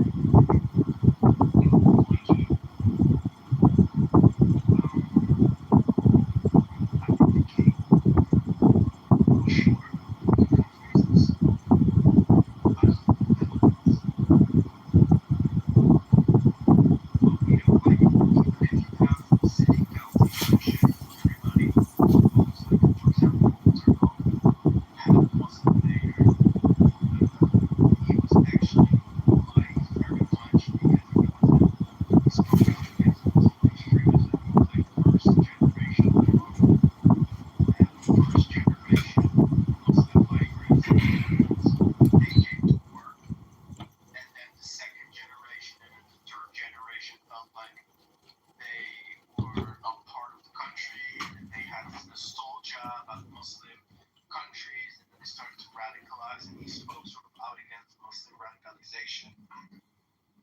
And he ruled as a mayor for like 2 terms, full term, while the majority of the people in his city voted for the local right-wing party. So they would think, oh, if the local right-wing party is the biggest in the municipality elections, then they deliver a mayor, but that's not the system. Soul food at least eats greens, okay?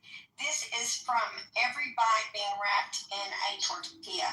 I love tortillas, but you can't be wrapping all your food in it. Respectfully, Miss, wait, hold on. Respectfully, Miss Shirley, soon to be Mayhem. I listen. I feel very strongly that Soul Food is a movie that actually embodied a certain type of culture. I'm not specifically speaking to the actual food. Does that make sense? Yes, Adam, but I'm from. We serve soul food on. Just so you know, soul food was served at the table I was raised on, and my family wasn't overweight. Mine too, and my family was definitely not overweight. It's one of those things. Moderation. Have you ever heard of the turkey trot? Yes. Yeah. So it's like a 5K run. My dad and I used to do that before Thanksgiving dinner. You see what I'm saying? So it's kind of one of those things where it's like, people don't have a healthy attitude towards fitness in a way that is acceptable in light of the expenditures that America is spending on fatness. Adam, I'm gonna. My comment to this is, back when I ate soul food, once a week I had fried chicken, chicken fried steak. These were regulars. There was a potato on the table every day, whether it was mashed or fried. But here's the deal. Now, people are eating food with preservatives, and I solely and absolutely believe that the chemicals, the natural flavors, they're not telling you what they are, that is behind most obesity in this country. And it used to, when I was in high school, there were 2 girls in the school that were overweight, and they were eating Doritos, and the rest of us were eating that soul food, but we were not eating preservatives. I'm convinced that that's a major part. It's not just soul food. Yeah, so I'm refusing to believe that, and this is what I'm saying. Shirley, it's kind of one of those things where people have access to the same inventory and the same food source. And these same people, based on different activities, are not necessarily burdened in the same way of having effective overweight. Like, I'm sorry. I'm sorry. Like, it's one of those things. Like, I grew up in a house where, like, my sister's overweight. Like, very much so overweight. We grew up eating the same damn food. Well, to your point, I was at the table and I didn't eat the biscuits, and my brothers ate the biscuits. Okay, I got you. Hey, for the record, Shirley, I would eat your biscuit. That's why you're one of my favorites, because you talk sassy to me. Just saying. It's kind of fun when you're like the grandmother and somebody treats you like you might be attractive. I mic up on that.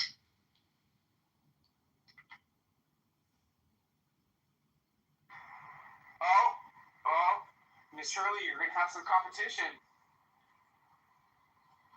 Monica, just enter the room.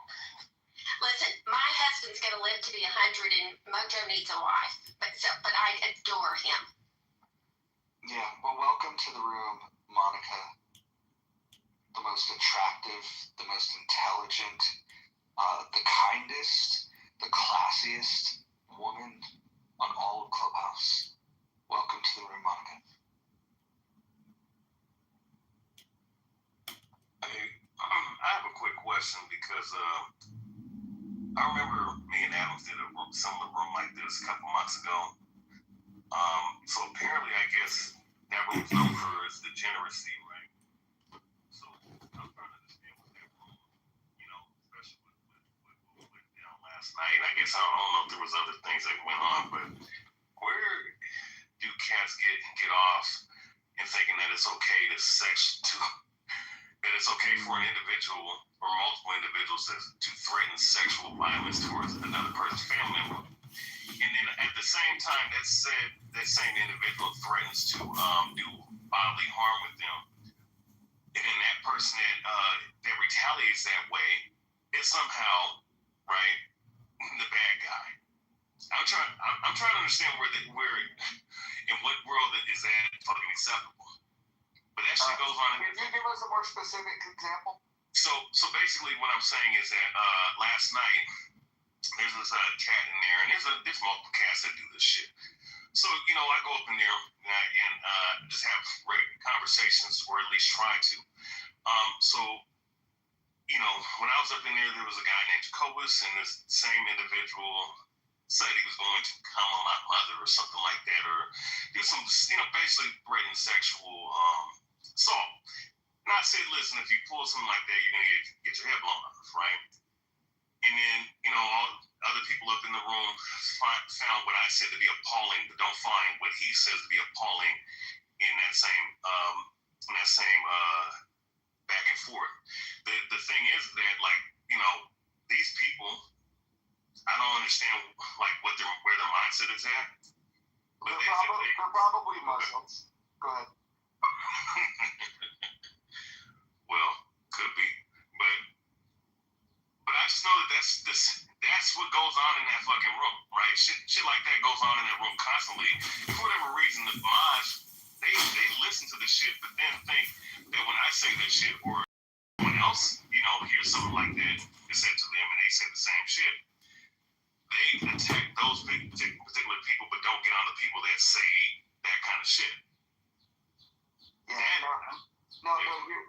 This happens more than there's a guy by the name of Tiger who threatened to rape Kelly, and then when we would bring him to the stage, he would double down and acknowledge that yes, he said that, and that he still feels that way. So there's definitely a desire amongst some of these people. They're very rapey. The question is why do the mods condone rape?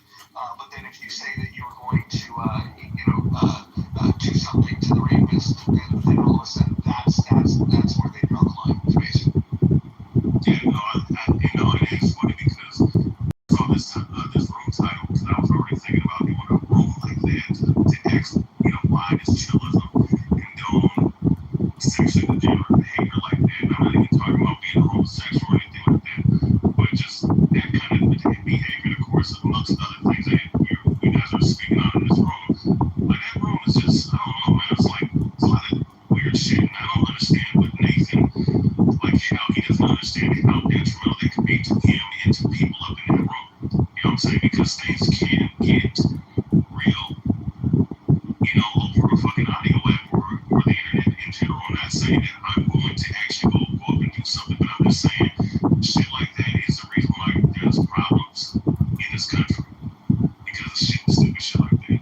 Yeah, well, stuff can transfer from the app on the app, and the people that are creating an environment for that, I think that they want that. I think that might even be their goal.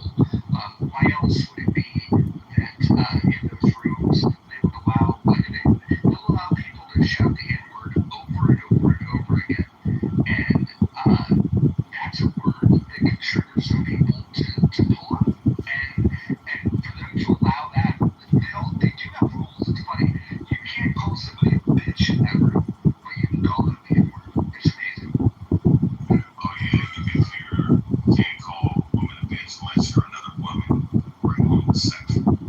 I mean, you're a heterosexual man, you can't.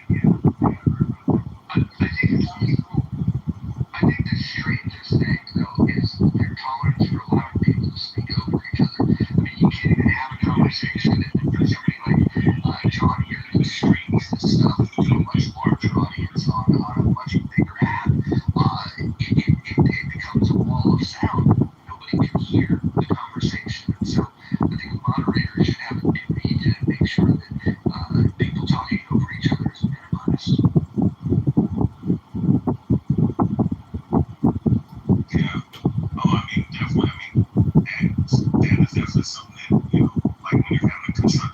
conversation, us speaking over each other, definitely, And my thing is, if that happens, then, if that's an issue, then that's one thing. I mean, if you have those kind of issues, those things can be ironed out. But, just, I mean, the high levels of degeneracy, like, on that level, I just, no. I mean, I think that some of these people up in that room are kind of mentally ill, you know what I'm saying? Because ultimately, it's just, like, you just don't, like, I mean, my thing is, you want to have a one-on-one with that individual, that's one thing. But if you sit up here and try to threaten pretty much sexual assault on somebody, family member, like, that's crossing the fucking line that you're not supposed to cross. Like, but I guess, I mean, it is what it is. I mean, it's the audio app, but I don't know. I just find that to be ironic.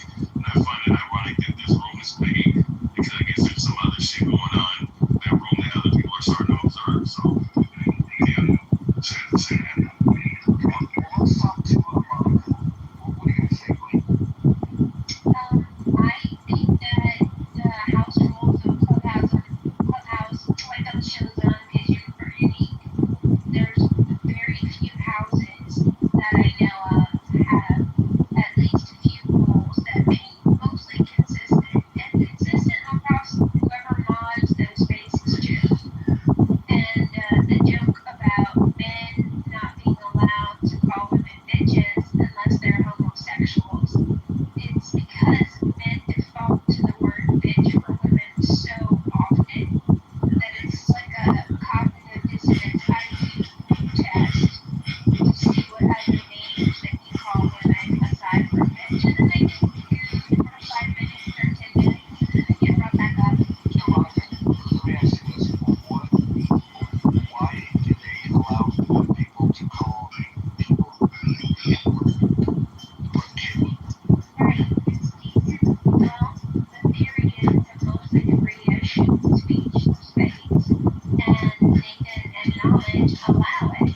And then so then you get to choose, right? Can you tolerate naughty words being spoken, or you can't? And if you can't, you can quietly. I actually think there are worse things than calling women bitches and cunts. I think threatening to dox people on the app, that's a shitty thing to do. I think threats of violence that I hear very often from the man who's allowed in chillism and white belts, who has a lot to criticize about white belts and chillism just now, that's a lot. But, to each his own. Yeah. What about the lack of moderation when you have the stupidest people on the app that go into a 45-minute debate about Hegel, for example, and neither of them have even read Hegel. Like guys like Concrete and Ike that don't read source material hold a debate basically that they're speaking like 10-year-old kids, and the moderators just sit back and allow this sound wall to take place with no moderation whatsoever. And then when somebody with an ounce of common sense gets on the stage to expose that neither of them, and they both admitted this, by the way, that neither of them have ever read Hegel. Yet they decided to have a 45-minute debate. Why would anybody want to moderate something like that and allow people that have never read the source material to just go off for 45 minutes? Why would that happen? Because they have the power to do so. It's white belt and chillism. Just like you have the power to mod this room as you wish, you're the king of your castle in the muff. And you're the queen, respectfully. Not really. But we did have a conversation about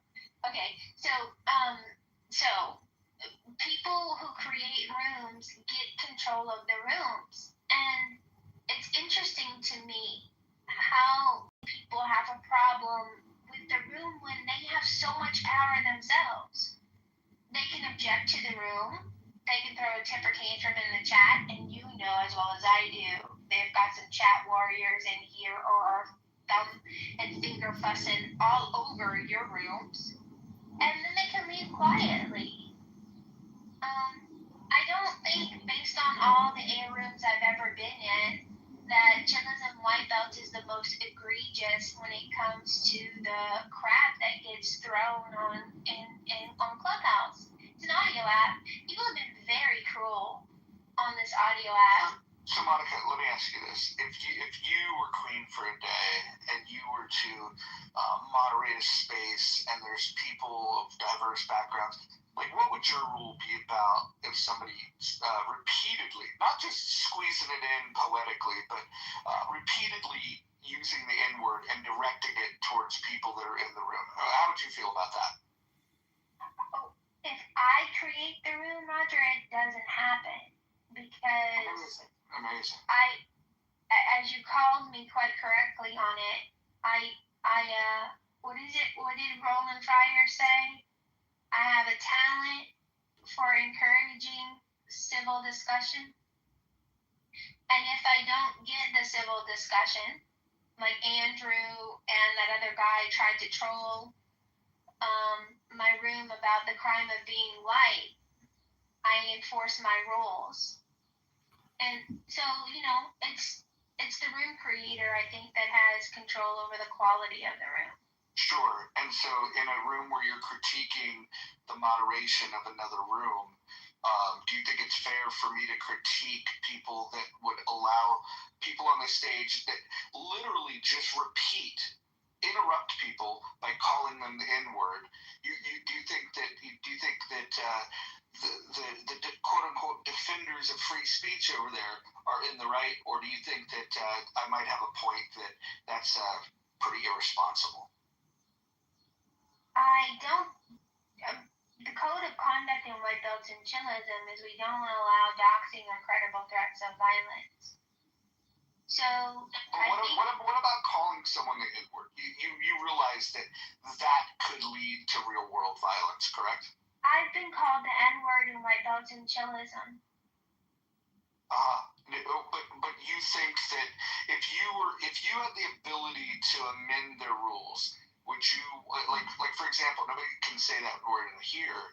If they do, they get removed immediately. And matter of fact, no matter who does it. In fact, even people that they claim, even people that claim that I've taken this word back. Like we have a zero tolerance policy on people saying it, whether it's in the chat or okay. And so I'm asking you, if you had your preference, would you rather be in a room where that kind of language is not allowed, or where that kind of language is allowed? When I have my rooms that I have control over, I don't allow it. And do you prefer to be in rooms where it's allowed or disallowed? Well, so you remember Lenny Bruce? Didn't we have this discussion before with about Lenny Bruce? I like Lenny Bruce, and I like the fact. You know where I'm going with that? I like the fact that you can push the envelopes of free speech. I think I do it as much as anybody on this app. I think that's fair. That being said, even me, who believes I'm not a free speech absolutist, because I do believe that there's slander and defamation and things that can take place. There's also a concept of fighting words. I would say that especially somebody like myself that grew up in an area that had many black people, I know that saying that word is a fighting word, because where I come from, if people are saying it, especially if they're saying it to people they don't know, that's not just going to be a fight. That is going to be an ass whooping. And so it's either people that have never been in a fist fight that don't understand real world consequences for these types of things, or it's people that do and they want the violence. And so I guess my question again would be, in particular to that word, do you think it would be a good idea to just set a rule that we're not going to say that? Roger, I'm so puzzled by this conversation, and I'm not being facetious or sarcastic or anything, I promise you. Like, how can I control the ugliness? I'm not asking you to control it. I'm asking you to control yourself. By you have freedom of association, and there are rooms on this app where people are allowed to say it, and rooms on this app where people are not allowed to say that. My question is, why did you choose to associate with the people that freely let that word roll across their tongue? Because I don't think saying a word is worse than being a rapist. I don't think saying a word I'll grant is you worse that. than being a pedophile. I don't believe a word is worse than human trafficking on Craigslist. I don't believe a word. No disagreement there. No disagreement there. There are worse things. There are worse things than saying those words. That being said, it's a social audio app, and the likelihood of somebody getting raped on the stage is actually on the stage. It's impossible. The likelihood of people saying something that could lead to real world violence, that's highly more likely. And when you start looking at, like, if I were to make a list of 10 things that people could say that would cause real world violence, I would just say that on my list, that word would be included in the top 10 things that would be most likely to lead to real world violence. Is that wrong? Do you disagree with that?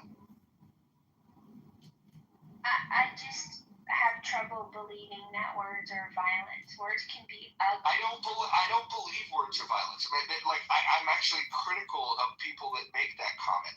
What I would say though is that there are words that can lead to violence, but more importantly, if you're trying to send an invite out to the world to say, hey, here's a place where people can get together, freely express their differences, and talk about their ideas, wouldn't it be a good idea to make sure that you don't turn people off right at the get-go by allowing the type of language that derails a conversation? And that would be one of the terms that I think does precisely that.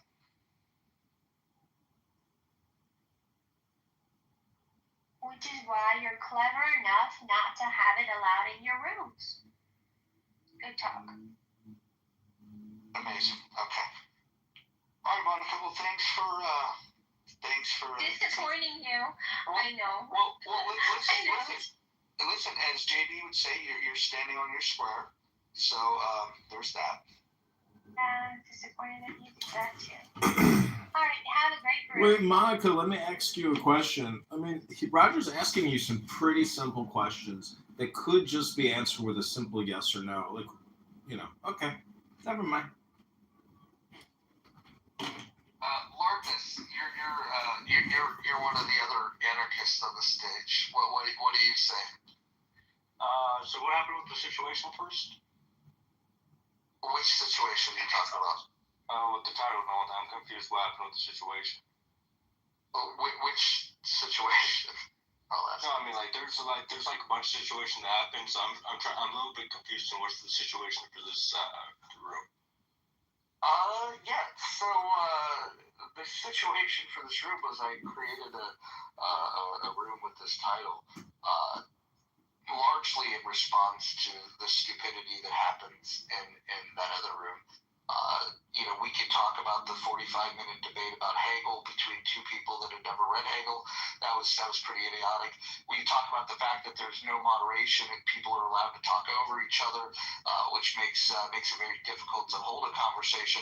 We could talk about Bima threatening to dox people. That was an interesting development. Or we could talk about a debate between people on Israel versus Hamas, and the moderator of the room put a poll up because he wanted support, and he lost the debate in his own room by 2/3 of a vote. It's just a collection of the dumbest people on the app, and then a sprinkling of very intelligent people, like Io, for example, will go in there. When Io goes in there, the average IQ jumps a couple points. What's your defense of the room? I mean, I view it more like a. Do you know Jerry Springer? No, I never heard of her. No, that show. Jerry's show, you mean the mayor of Cincinnati? No. I forgot the name of this fucking show. It's that guy, that old guy, that just he's like that main guy. Like he just has a bunch of people doing up on the stage and just starts out talking shit, doing all the insane. Oh yeah, Geraldo Rivera. Yeah. I don't think it's that good either. But the point is, look, I am a free speech absolutist. Even what does that mean to you? There's really no boundaries of what you could say and do. Could you threaten someone? You could, but the other person could do something back against it. So, are you aware that there's laws against threatening people with violence? Yes, I know. Okay, so you can't exactly say anything you want to say, right? Correct. But you just said that you could. I didn't say I could. I said I'm for it. So you think we should change the laws and allow people to say whatever they want?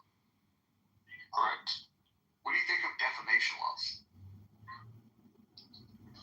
I don't know anything about it to really know. To have an opinion on it. So if I made a claim about you that wasn't true and people believed it and it harmed you in a let's say in a monetary fashion, let's say you lost endorsements, contracts, not that you would ever have these, but so let's just say you did, you think people should be able to make up lies about people? I mean, if they don't have any proof at the end of the day, then they're gonna lose it.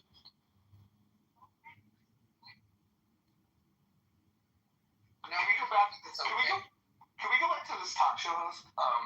Tell me more about him.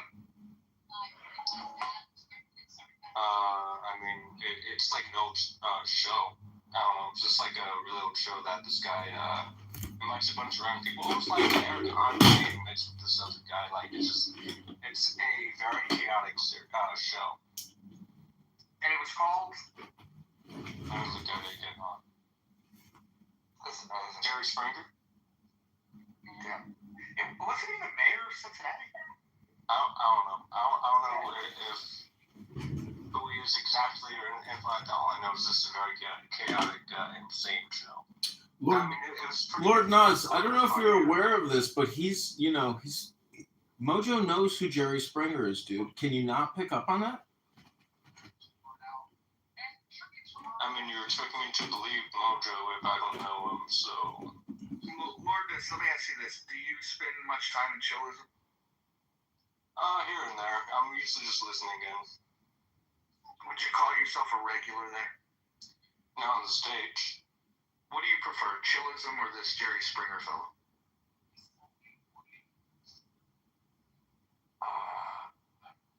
Chillism. I mean, plus Jerry Springer. I mean, they stopped Harry. If it was still on the air, would you watch it regularly? No. Would you identify yourself as an anarchist? Yes. What does that mean? Absolute freedom. Absolute freedom. Oh, okay. So let's say in an anarchist society, let's say if we were to transition to that tomorrow, if somebody was murdered, who do you call in case of a murder? Nobody. You deal with it yourself. So somebody gets murdered and you call no one? No, you don't. So how does the murderer get caught? They don't.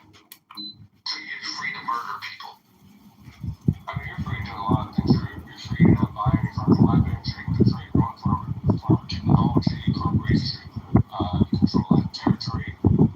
It's a free-for-all. You're able to do whatever you want without any farm restriction, and including killing people. Again, it's the ideology world of the true literal free-for-all. Do whatever you want to do, live the life that you want to live. Alright, so hold on. I wanna let's try to make this real. Let's say you have a loved one. I don't wanna say mom, dad, sister, brother, whatever, but you picture the loved one.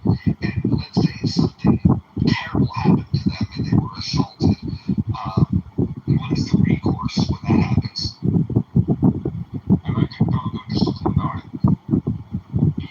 just any forms of evidence I could find on the corpse.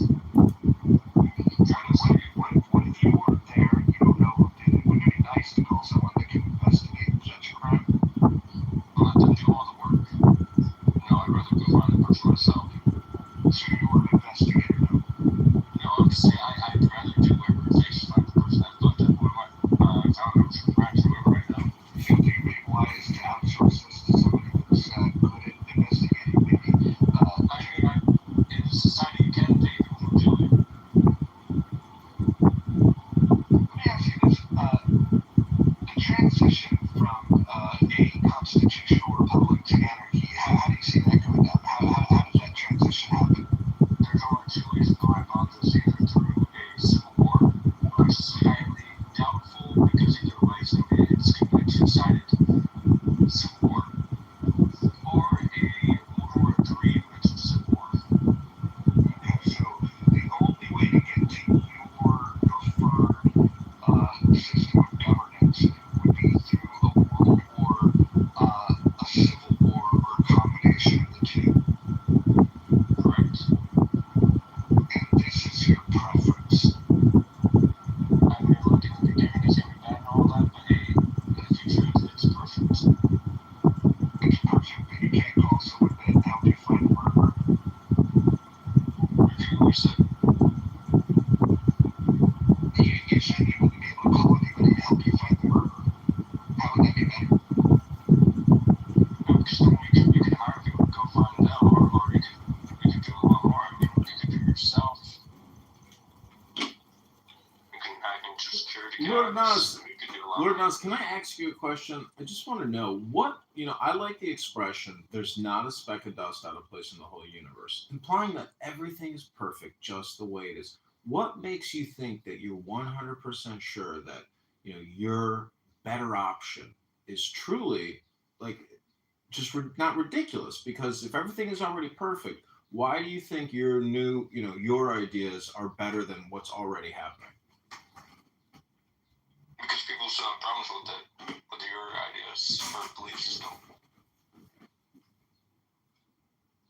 And if, let's say, people chose to leave this country, right, where would they go specifically, right? We don't have the technology for space travel, so we're not able to go to other planets to create this type of ideology yet. There's not really any islands that are the size of Russia, China. Not really. So there isn't really any other territory or land that anyone could create their other ideologies. Wait, to go can you and hold on create one? their utopian Can you hold on one societies. second? I want to do another quick diagnostic here. I like to do this in a lot of Mojo's rooms. What is 100 times 1,000, Lord Nas? Again, the question is, what is 100 times 1,000? Thank you.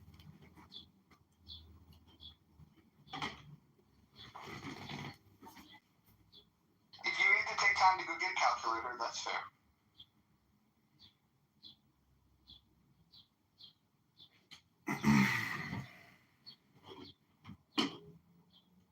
So again, the question, Lord Nas, is what is 100 times 1,000? Can you give us that mental calculation if you can? 100 times 1,000. Can you do that in your head? Because anyways, can you do that, Lord Nas? Do you know what it is? Yeah. Okay, what's 100 times 1,000? Alright, what's up there? Echo. What'd you say? You got an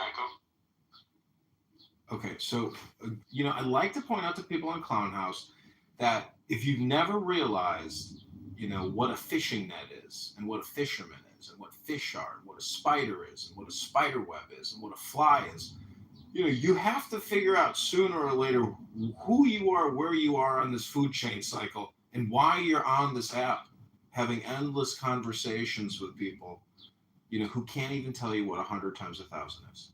It's just a quick diagnostic. But what's up with the echo? Ciao.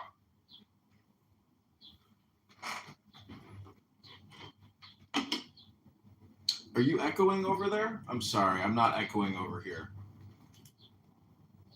No, I'm just confused. What's up with the echo? kind of like two pumps. Lordness, have you seen the movie The Purge? Yeah. So what do you think of that movie? I mean, it's one of my favorites. I do enjoy the franchise, but it is a little frightening.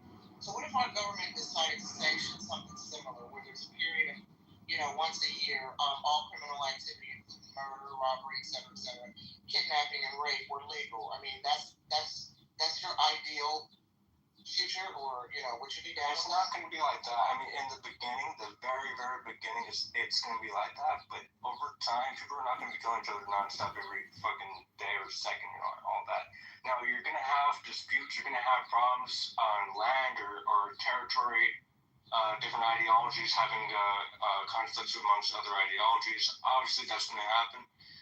But in the very beginning of this ideology, yes, it's going to be like the Purge, but over time, it's not going to be like that. Well, why are you so convinced that the murder? I mean, this is a nation of wildlings, right?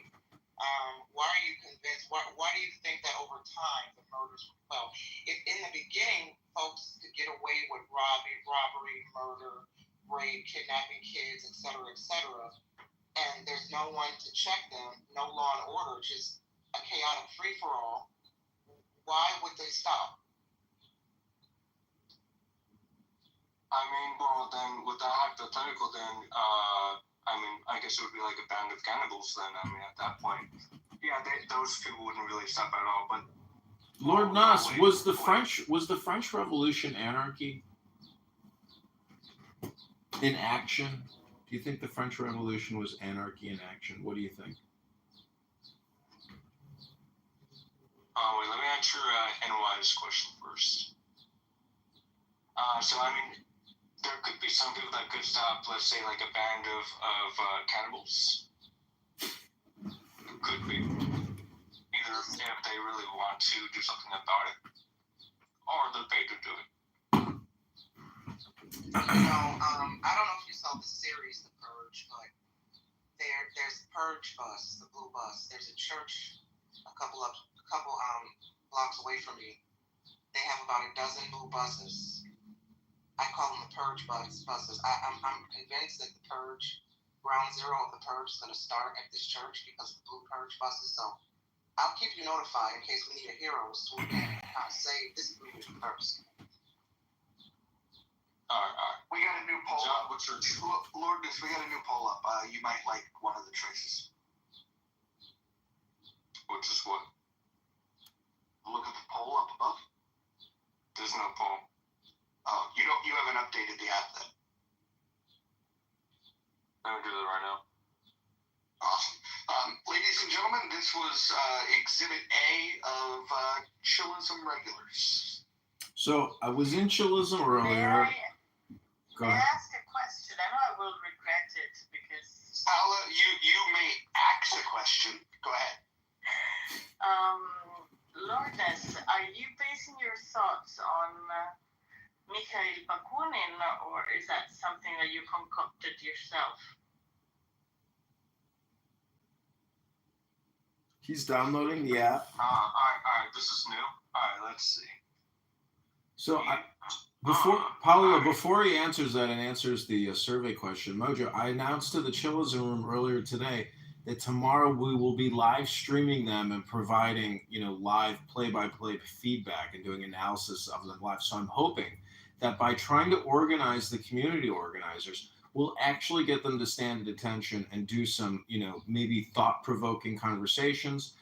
They'll be more academic, they'll be more professional. And so I hope, our Anon surveillance program will actually bring some personal responsibilities to these rooms. Not only Chillism, but also politically correct. So, thank you. Well, those are not the only ones. I think healthy debates need some monitoring. And if others want to monitor this room, that would be fine.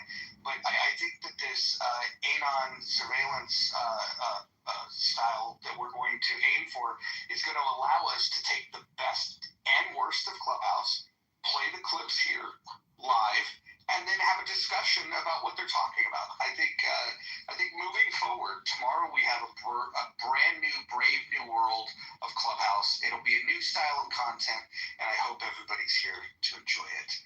Thank you.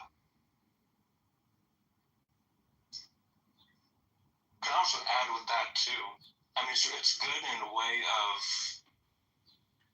getting people to share their viewpoints instead of hiding in echo chambers and enclosed. Could you please answer my question now? I mean, do you know? Oh, go ahead. Yeah. I wasn't here. I was getting that. So go ahead. Yeah. Well, do you know who is Mikhail Bakunin? No? And No. do you base your thoughts? Okay. Look, he's never read Proudhon, he's never read Bakunin, he's never read Spooner, he's never read Murray Rothbard, he's never read any of these things. I want to put my ideology in the chat. So I mean, how do you base your anarchism on if you haven't read any of this stuff? I mean, this is my question. Alright, so I asked ChatGPT what would be a specific ideology name for all of the things I've listed in a list of what I look for in a specific ideology. And it gave me the name that I already put in the chat. What you're saying is absolutely nothing. I mean, it's not the theory that Bakunin proposed for anarchy, which was basically written at the same time as Marx and Engels when they wrote to the Capital and the Manifesto. I hope you know who Marx and Engels are, or not. I'm asking. No. Okay, perfect. I rest my case, Mojo. I think I go. Thank you for bringing clarity to this. But no, I think you get it.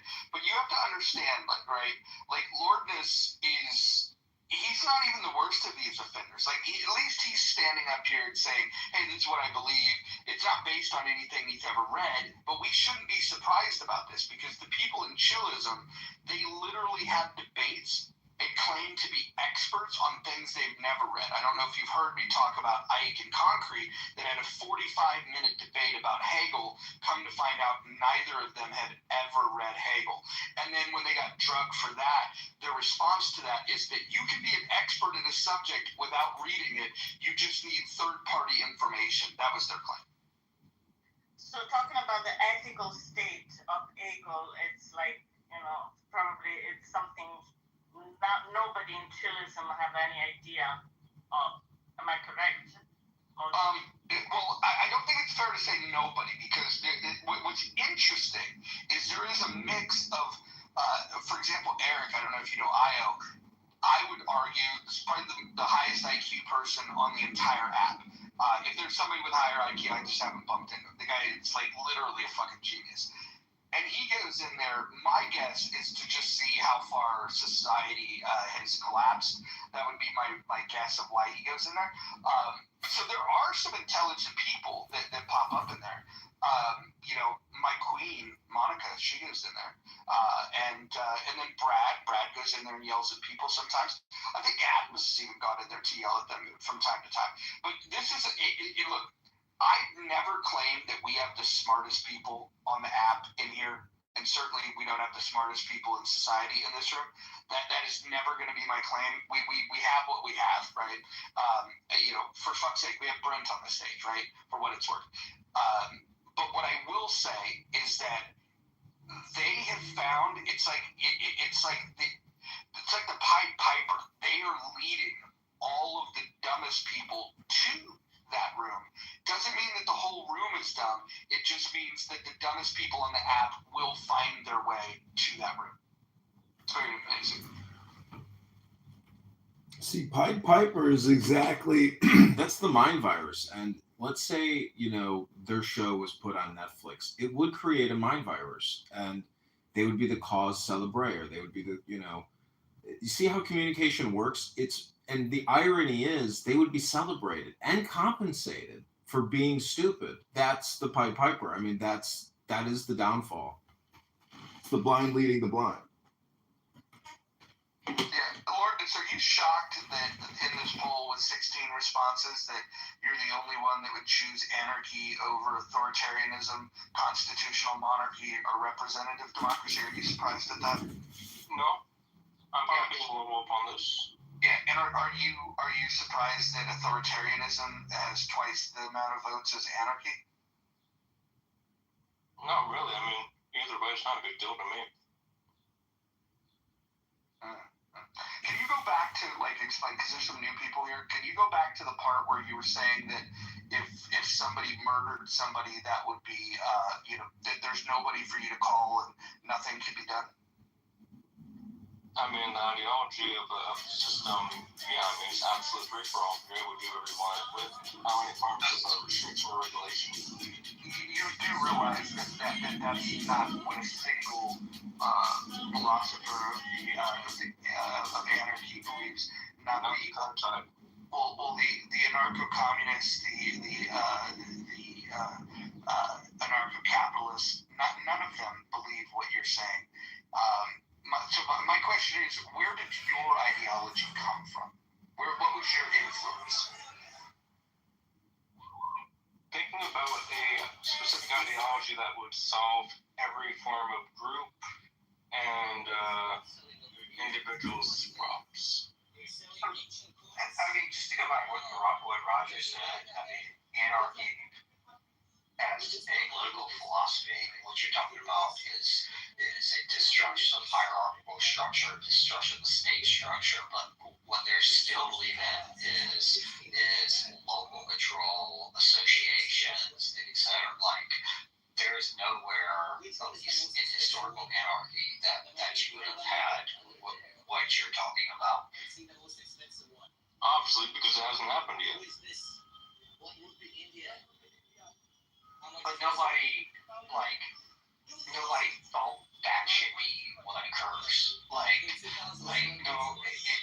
Just pure obvious state of nature where it's a free for all and you can just murder anybody. Nobody conceptually thought, hey, that's what we should go for. It was more, think about centralized state control. We think it should be controlled on a local level through voluntary association. I mean, it's a weakness. How it would actually work, the intellectual structure was there. That's always been a problem with anarchism, but nobody thought what you're saying besides you. I mean, that's fine. I'm not trying to be like everyone else, just be a follower and shit.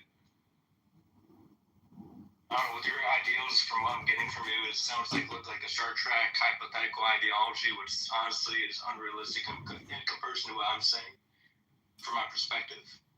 I mean, each is own, and people can call what they believe is political philosophy, whatever they want to call it. I'm just pointing out that what you're saying is anarchy has no real connection to the historical kind of intellectual strains of the anarchist movement. So, I mean, is this just a book club? Honestly, is life best lived if it's lived as a book club? So can I just ask the room a question? Can everybody maybe just say their favorite book? If we could go around and just everybody say, this is my favorite book. I'll start. My favorite book, it's a simple one. It's called The Four Agreements. It's a good book. It's a short read. And I think if people read it and tried their best to live by it, the world would be a better place. Next. I'll go next. My favorite book is The Biggest Secret by David Icke. It opened me up to a lot more of my other favorite books, but I think people read that book over, man. It get a good insight on where the world is headed to, because everything he predicted is happening. That was like 25 years ago. Serendipity? Okay, sorry. I'm just going in PTR order as I see it. Actually, maybe let's go. Some people might be away. Paula, go ahead. I would say that it's a toss-up for me with Candide by Voltaire and On Human Nature by David Hume. Very nice. I would have to say either The Spook Who Sat by the Door or The Alchemist. But then again, I'm also really, really obsessed with the Game of Thrones book series. Have you ever read the book Angry Black Woman's Guide to Life? No, I'm not familiar with that one. I haven't read it either, but it is currently the book that is sitting in the guest bathroom right now. I always like to put a book out so when people are guests, if they have to unload, I want them to have reading material, and I just think it's funny to have that book there. You have a lot of black women as guests, I ride. Okay, I see. I would say War of the Worlds. War of the Worlds. Okay. All right.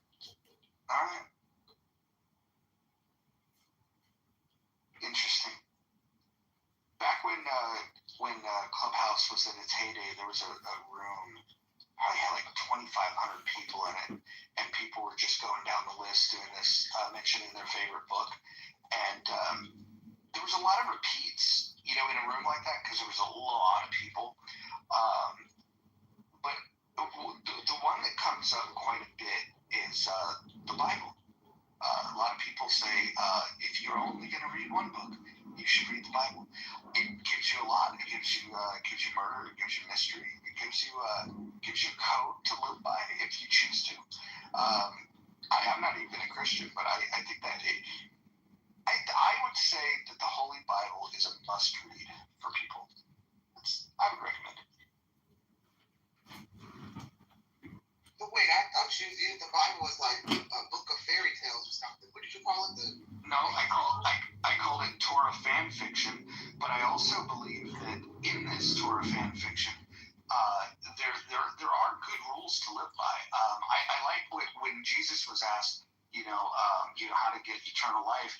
He said that he didn't come to he didn't come to erase the laws of Moses. He came to fulfill them.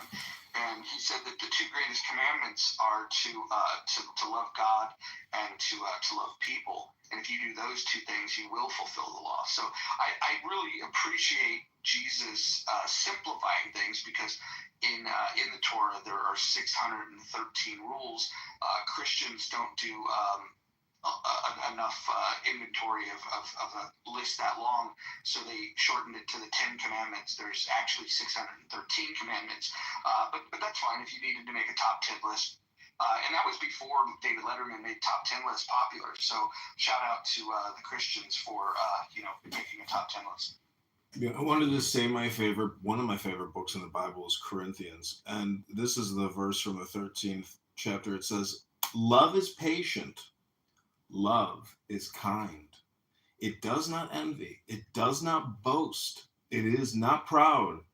It is not rude. It is not self-seeking. It is not easily angered.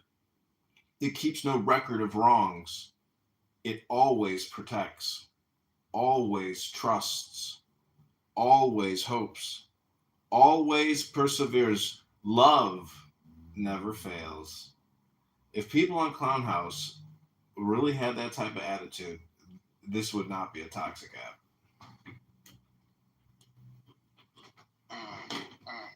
I think an important one to read for Clubhouse, though, to just be prepared, would be 2 Kings chapter 2, where it talks about when you mock the prophet Elisha, and he prays for help from God. Two bears appear from the forest, and they maul 47 children. I think that's probably more of an appropriate scripture for Clubhouse.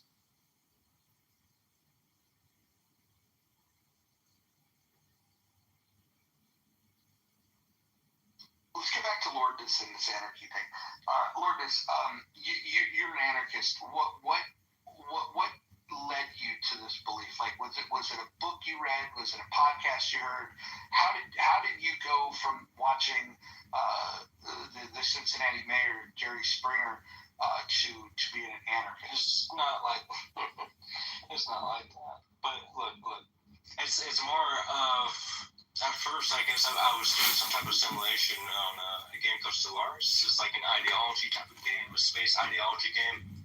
That you're testing out different types of ideologies and seeing how they progress and all that. You're seeing it from like a very detailed perspective of different story arcs and all that. Just looking into like a full-on in-depth simulation of how a ideology could form and progress in a massive scale. Hold on.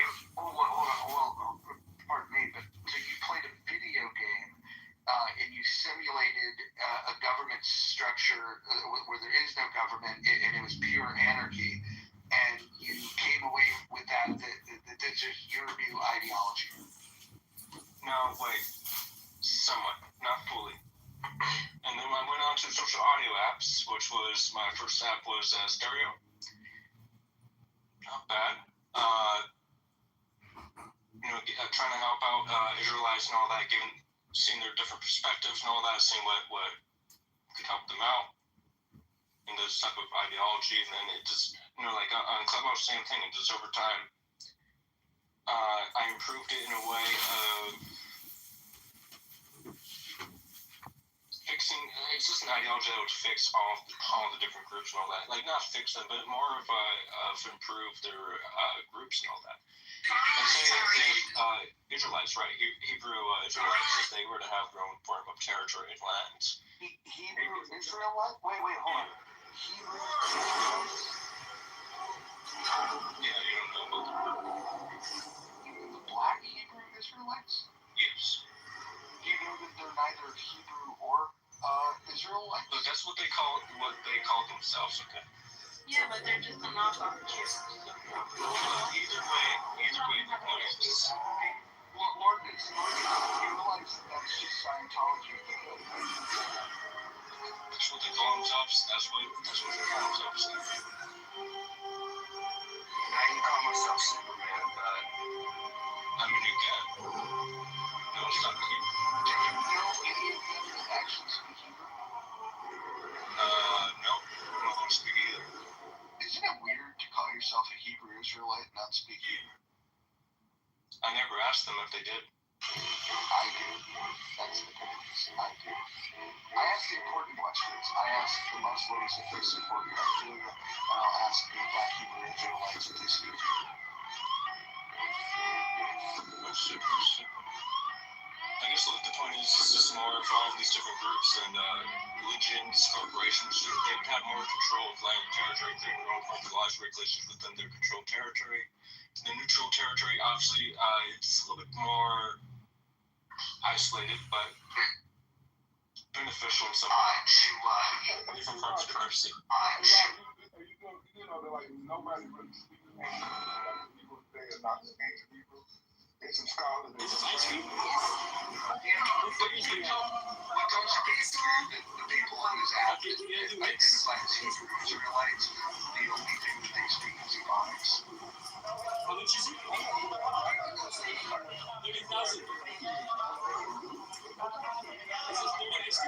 talk to them.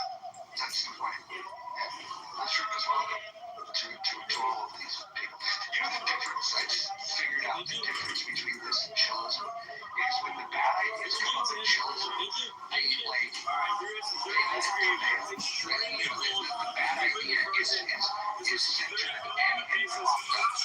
Here, the bad ideas are interrogated and we try to get to some semblance of truth. We ask questions like, why do you think it was open? And then we point out some of the problems that go along with these ideas. But you can't expect good, high-quality dialogue in a room where the moderators will allow a 45-minute debate between two people that have never read the source material that they're debating. This is the good thing to do, at least in here. If I were to say, hey, John, do you want to have a debate about Kant? He's probably read it. Powell has probably read it. We can have a conversation about that. I'm no expert on Kant, but I have my thoughts. I have read some. I can have a limited conversation about Kant.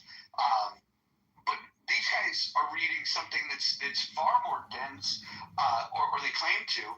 And then when called out on it, they acknowledge that they'd never read it. Like, Hegel's a tough read. I mean, I don't blame people for not getting through it. What I do fucking condemn is the people that haven't read it, that decide that they're an expert on it and want to have an argument about it. It's very weird. Hey, that's better than our argument for 2 hours about can fish get thirsty. And Brian was involved in the argument. It was actually a heated argument. It was like one of those joking shit. They were literally in a heated argument for over 2 hours about fish being thirsty.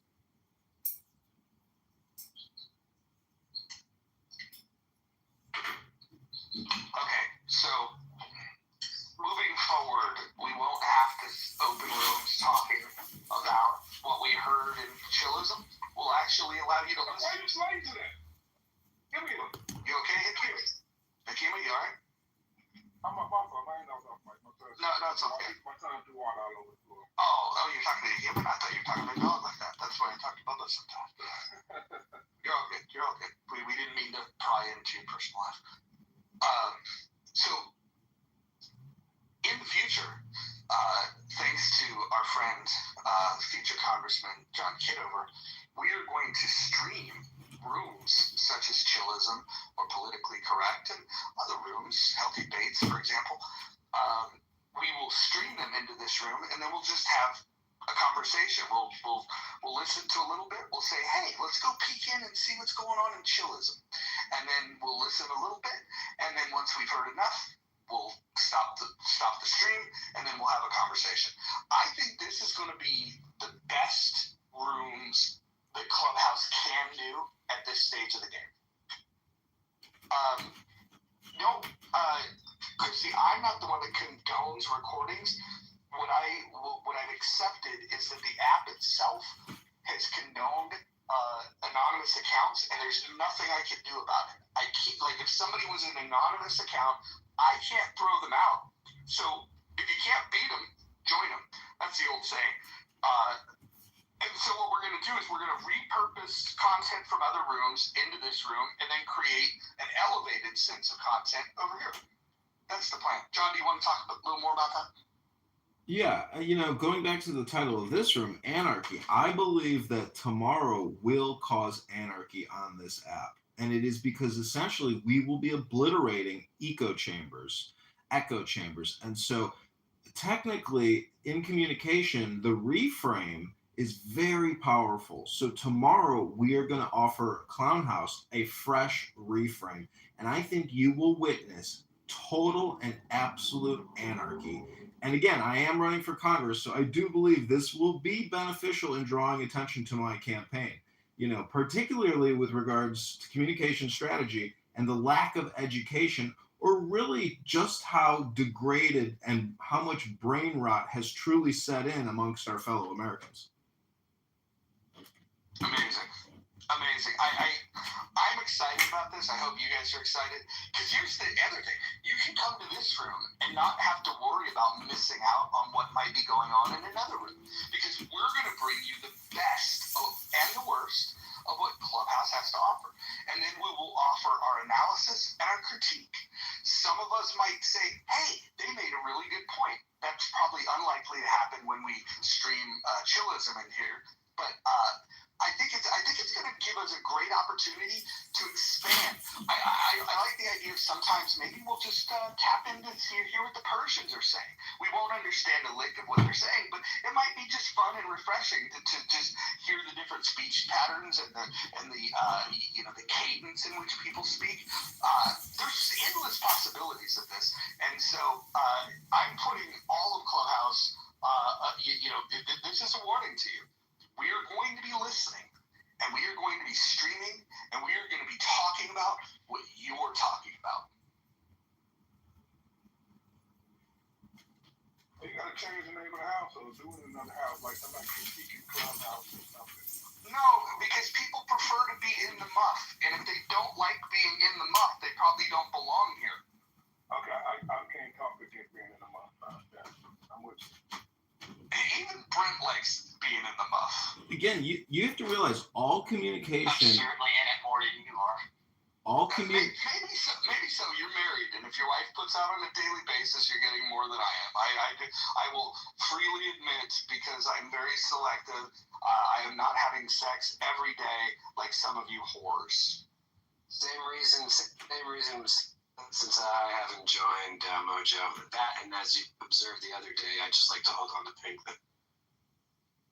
It's okay. I know why you held the pink ticket, and I'm going to hit the nail on the head here. You can deny if you'd like, but you have some friends that are of a far lefty variety, and if they were to come and peek in this room and see you as a member of the house, you can at least have some dignity by saying, I'm not a member, I was just there refuting some of their bad ideas. I think that's why you do it. I was here as the left ambassador, a mole. But if you actually change the room, you have other rooms. Yeah, I mean, other houses where I was a full-on member, so I'm not sure that's entirely true. So is it just the title of the room you don't like? The house? 100%. Yeah. Okay. All right. Well, maybe we'll have a poll someday and we'll change the name of the house. I'm very partial to this, so I'm going to be voting for it. But I mean, maybe hovering over the muff, circumventing the muff. I don't know, something a little more scientific. You know what we? Hey, Moose, how are you in the muff but don't want to join the in the muff? Like that's hypocritical. Stuff in real life. Listen. You're cutting out. You know, tomorrow you are all sorry, I was just getting some more muff.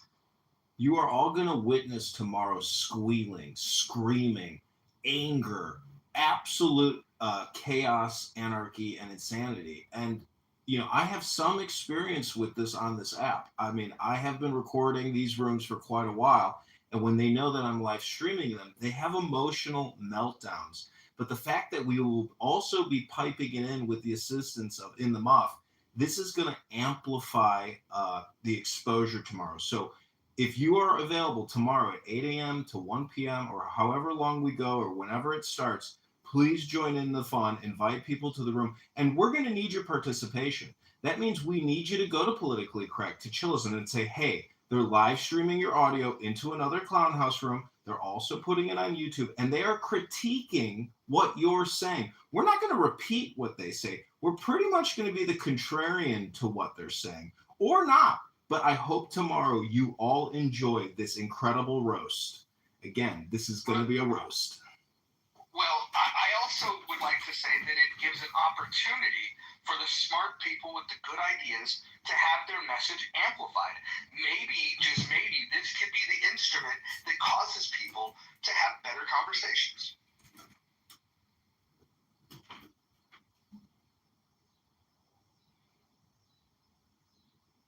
I think it's going to be fun when people say, I don't consent. I don't consent to have it streamed. You know, the thing that nullifies that is I don't even have to go into a room to listen to it. Now you can just go in the hallway and hover over a room without even entering the room. You could listen to it. So all of these ideas that people have about privacy on this app and you know, I don't give consent, all of that stuff is gone. And if you don't like those facts, you should talk to Paul or Rowan, because those are the ones that have come up with those ideas. And so the other thing I want to highly encourage people to do is to really maximize this, is that when the YouTube is streaming, to make sure that you go onto that YouTube account, you go ahead and subscribe to it, like it, share it, comment on it, and also take it and share these these clips on other social media because I think if we blow up the YouTube stream, it will drive traffic. People that have never been on Clubhouse will go, where is that happening?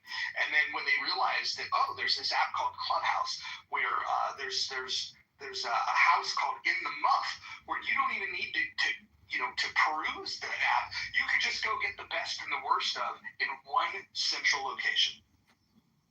Yeah, I hate that new feature. I haven't experienced it yet where you can hover over the houses and listen to what's being said for so many minutes. Now, you know, when I go into other people's houses, I do my best to censor my ideas and take my time and really think before I speak. In my own house, not so much, but now I have to be so very careful. I really, really hate this new feature.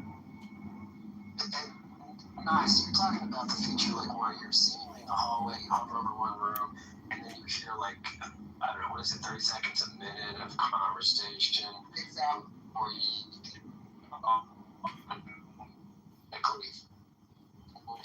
you to join the room. That's my Lord, my kingdom for a goddamn. Okay, am I coming through better here? Yeah. Go. Well, I was just gonna say, what was deceiving about that, as pretty huge with Clubhouse, it says, so you're hovering, thinking you're eavesdropping, or like, hey, I'm gonna listen for a little minute, or anything interesting, maybe I'll join. And it actually has the big blue button that says join room. I found out inadvertently, they're like, I don't know what room it was, but like, why do you keep going in and out of our room? Like, what are you talking about? And then I realized, even without hitting, go in the room, they see you in the room. Like, what? I mean, really, are these 14-year-olds that are coding this? It's absolutely wild. It's counterintuitive to a positive user experience. You know, Let's talk about the coding for a second in how it pertains to new features. They have this polling feature that's up above that hopefully you guys have all responded to by this point. If you do the math, it adds up to 102%. This is a quick fix. I could even fix it, and I'm not particularly good at programming. The other thing that's interesting is that it shows who voted for what. I think anonymous voting would be better. And then the final critique is that if I were to go and change the poll, it will kick me out of the room. I should be able to change the poll in the poll, do those types of things without being thrown from the room. There's a lot of work that they have. Hopefully you guys can get that kind of feedback to the founders. Can I just say tomorrow I will be doing the heavy lifting and live streaming the room. So if everyone wants to share my video, but I would encourage you all to get a second cell phone and literally live stream or record what people are saying on this app. Don't be a victim of, the spam on this app. Reverse the flow. Hopefully we can organize and monetize. But I think that if we are going to change America, this is actually could be a great butterfly effect platform to do that with. And if the founders of this app shut down what we're doing, well, it doesn't matter to me, because apparently you could just keep creating accounts. So even they are exhausted, I think, with all of the gossip and all of the reporting. And, Anonymous was a response to essentially take the responsibility off of them from people making recordings of what, people like to complain about that are unrecorded rooms. So again, they deferred that liability and took that responsibility off of their plate. And, it's creators who are creative that will, generate social change for positive, change. I mean, this is how we maybe evolutionize our consciousness on technology platforms like this. It's the people. The platform is doesn't even exist. It's agnostic. We're just people talking to each other on a fucking conference call. That's it. But how we structure it, what we say, what information is being exchanged is what matters. The platform is basically insignificant. It's almost like it doesn't exist. We're just brains talking to brains on a fucking conference call.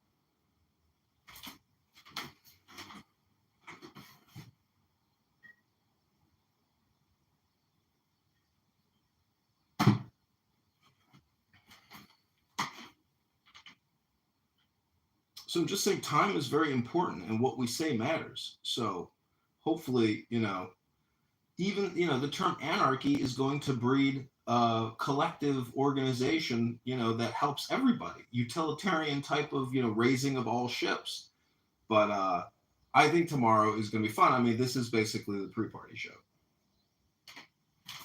Well, make sure you tap into that room full of rats led by WAC 100. That should be an interesting, chaotic conversation.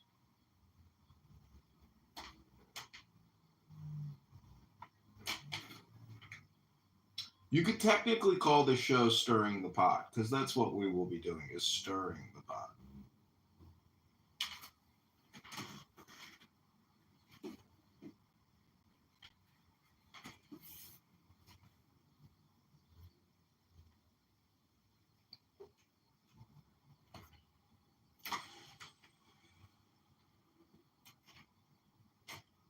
Well, it definitely sounds like it's going to be fun.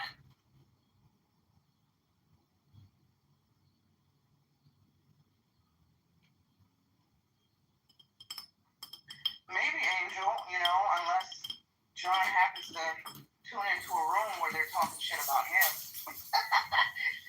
That could go either way. It could be entertaining or, quite disturbing. John, how would you feel about that? I keep calling you John because you're PTR. If you happen to tune into a room and the entire discussion is dragging you. Yeah, that to me is when I really tickles my feather, because then I pull out a cell phone and I hit the short on YouTube and I create a 15-second to a 3-minute clip of them defaming me, libeling me, making death threats, etc. That's when it gets a lot of fun over here in the recording studio. 30 people in the room at the moment, apparently 6 plus account. I think it's time for Clubhouse to go back to the monetizing board. Well, if they're going to charge people, they should give them a feature that they actually asked for. In fact, if they were to listen to the people that have been on this app of what would make for good monetization, it would be easy to figure out. Fanbase actually had a pretty good system where you buy hearts, and then you basically buy a heart for a penny, and then when you give the heart to somebody, you like what they say, or you can give them multiple hearts at the same time. You give them 100 hearts, 1,000 hearts, 10,000 hearts. And then when you give them the heart, they get half of the value of that, and then the app keeps the other half. And so every heart costs a penny, and if you get a heart, you get a half a penny. So you have to get 2 hearts to make a penny. By the way, when Kelly and I did our rooms on Fanbase, I made more money in that first room on Fanbase than I ever made here on Clubhouse. So that's something that does work. $12. No, I made on the first room I made over $60, and on the second room I made like $30-something. So combined, I've been on that app 3 times, and I made like just a hair over $100.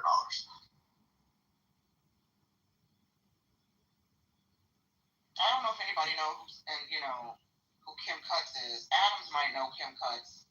Oh yeah. Yeah, I joined Fanbase. I don't really go over there, but if she opens a room, I'll go listen to Kim Cutts. When I first joined Fanbase, I think I had about 1,000 hearts.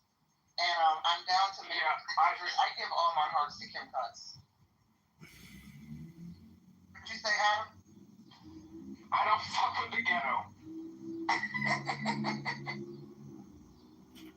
I remember like Kim Cutts and what was the other one? Was it Honey Badger? That they would have these rooms on Clubhouse with like Shakur, like 300-400 people in there, and I go in there, I'm like, all right, I just like, sociological experiment, like what is the attraction?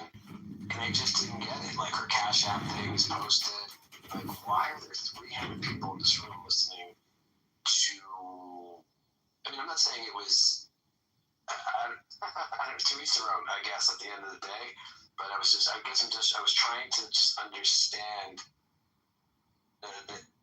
what some influencers do to attract the folks that listen to them. It's bizarre. Hey, John, are you set up where we could test out this streaming feature now? Or do you need till tomorrow? No, I have other accounts, but I won't jump into a room under anonymous. I'll just, if you want to hear a room to test the audio quality, we can do that. Yeah, I want to see if we can test. Let's go peek in at the 13 people that are in Chillism. That would be fun. Wow, 13. They're actually over double digits? Yes. See, the great thing about this is I'm not the only one who has to be the person who can participate. If anybody here has another device and you got good audio quality, feel free to speak up. This is a collective effort. Yeah, absolutely. In fact, if somebody wants to like peruse the app and go, holy shit, you won't believe what they're talking about, boom, there's the content. Let's go ahead and tap in. We could crowdsource this bitch to make sure that anything that is good or anything that is comically bad, we can go ahead and bring it into this room, and then we get to talk about it. This is what the people want to listen to. They want to make sure they're not missing. That FOMO thing is real. The fear of missing out. You can't be here and there, but starting tomorrow, you will be able to be everywhere on this app, everywhere, all at once.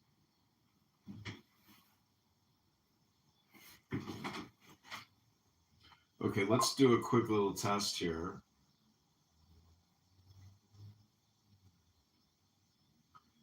So we are going to play. I don't consent to being recorded.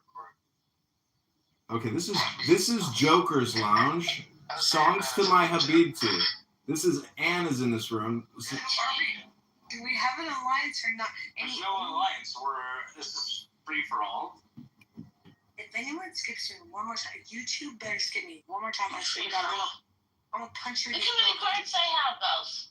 Not you, Scorpio. I'm saying, look at how many cards I have. It's like, Yeah, but Misa's looking real low, and now Turpy is looking real low. I don't trust any of them. But you're trying to make sure we can get two cards. You have to make it make sense. I'm fucking great right now. I can't relax. And fuck them up. It's funny how dressed you Oh get. my God, gee, they just. It's okay. Okay, that's called Joker's Lunch. Songs to my Habibi. Let's see if we could find Chillism. I may be blocked or kicked. In the meantime, this is called What Happens to Africa if Burkina Faso Falls with Lonzo. Boycott. You are a low IQ degenerate. Yeah. Can I offer a quick submission? Hold on. Okay. I'm sorry. Out of all things, you could be losing your out of all things, you could be using your time, your intellectual labor, your social political capital on. You're gonna focus on a non-factor, small immigrant population. Like, what are we even talking? Like, this is low IQ at its finest. This is niggatry, bro. This is Right. And if I'm sorry. Do you mind if I add something, Nathan? Yeah. Well, I think, Sister Pretty, we also have to realize, I don't know if you're involved in activism or community activism in your city or community, but yeah, Black folks have always protested against white businesses. In fact, during the George Floyd and even the Michael Brown in St. Louis, they shut down entire shopping malls, during the holidays. As you know, the verdict for Michael Brown came down in November. So, They kicked me. So this is where Anonymous comes into play, where live streaming that type of content and then providing feedback or just being shocked into what they're saying is the real value of Anonymous. And this is why anarchy and chaos, will proceed from this scientific experiment. Amazing. Wait, John, what room was that? That was the Chillism room? No, that's Lonzo's room. Oh, got it. Lonzo's the Haitian guy that likes to speak for American blacks. Yeah, I think I'm following that. Okay, I give you Chillism. This will be 60 seconds of Chillism. this is quite exactly. What's up, Mark? So, Can't answer a question. Oh wait, neither can you. I'm going to go down this street. Was that a good thing? Mark, you want to take over? You want to ask him a question? You have to throw him in your blender. I'm sure you will. I would like to present what I interpret why he was talking about genetics. Hold on, brother. There's like 8 things happening at once. It's three. He's getting away with a lot of things right now, and I want to. I just asked you about your feeling. So no, brother, no. Wait, you did something, and I want to point it out. What did I do? It's very important to the Is conversation. this humanity that you're going to explain what I did? Because we know it's flawed.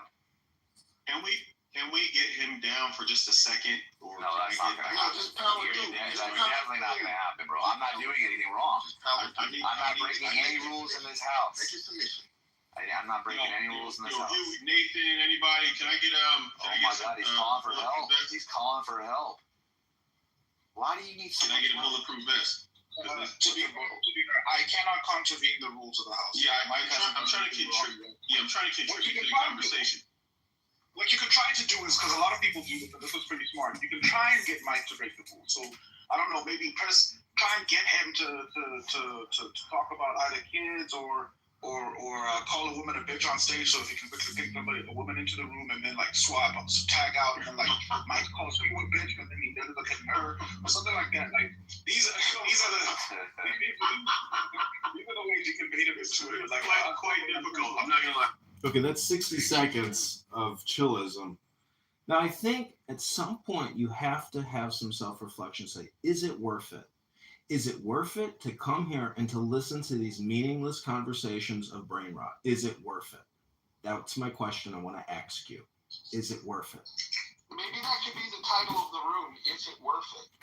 You guys, Nelson, has anybody been on Chatter? Nelson's gone absolutely psychotic. He begged me to come over. Every time I talk, he throws me out.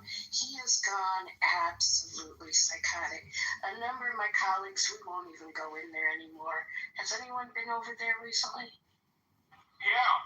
No, Yeah, it's crazy. Some kind of financial stress. It's crazy. You know, I encountered Jennifer Lopez's, makeup artist, which is very strange. Very strange. Very strange. I haven't been there since Jonathan Bing ruined the app. So I left when Jonathan Bing ruined it. They are literally putting guns out when they talk, and they're threatening each other with guns. It is, I mean, I don't want to be there at all, but something's about ready to come down that's not okay. It's, and when I heard someone say they don't fuck with the hood, that's exactly what Chatter's turning into. And Nelson is really, he's so triggered by me, it's insane. And, I tried, and if anyone else has had a negative experience, I support them in speaking out about it. Well, that's interesting because when the app first launched, Nelson touted it as being the opposite of Clubhouse. No ghetto, no ratchet, no threats, no violence, no calling people out in the headlines, no doxing. So to hear you say he has now gone down the rabbit hole of fuckery, I'm amused. It's really bad, like psychiatric bad. Up all night, people attacking each other. It's completely out of control. And I started this Make America Healthy Again, send Nelson back to Nigeria, and he's mad as hell. But I'm tired of it. I mean, I'm tired of it, and it's unhealthy. And there's people there who've like drank the Kool-Aid, who are getting caught into it. So it's sad. You know what would be a really, really, really fun room on Chatter? The Lee Wanta scandal. We separate rich. Well, if anybody in Clubhouse wanted to do send Nelson back to Nigeria, one is 11. Welcome in. It's like, it's like 1 plus 1, not 1 next Nelson to 1. doesn't understand. Well, my definition of the word 1 is different from your definition of the word 1. And they try to proceed forward with the argument. He's not being an anarchist. He's creating complete chaos. And, I guess he didn't pay somebody yesterday that came out of the opposite and stuff went psychotic. Lee Wanta scandal. Thank you. Lee Wanta scandal. Ask him about that. Well, I'm not talking about what scandal is that. Yes. I mean, and it's like over the line of danger it's now. something that but we what all can scandal agree is on, that? and we can act. Roger? Which scandal are we referring to, Dr. Adams? I'm sorry, I missed it. The Lee Wanta scandal. Bilking billions of dollars out of, white people in Florida. You want to expand on that? Nigerian scams? Is Nelson involved in that?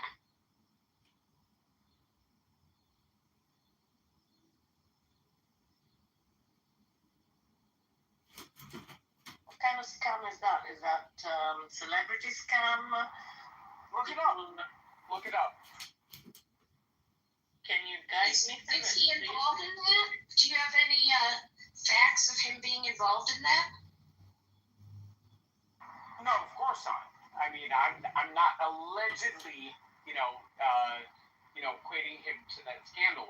But again, look up that says scandal. So, like, I had 5,000 people on Clubhouse, and then Nelson went and created Chatter. Nelson keeps coming onto Clubhouse trying to steal Clubhouse's audience. If I was the CEO of Clubhouse, I would be really pissed off at Nelson. And I would ban him from coming in here. I mean, somebody's got to put some, American wake-up call on what this guy's doing, because it's not safe. It's getting where it's like full-on ghetto now. When I guess last night they all brought their guns out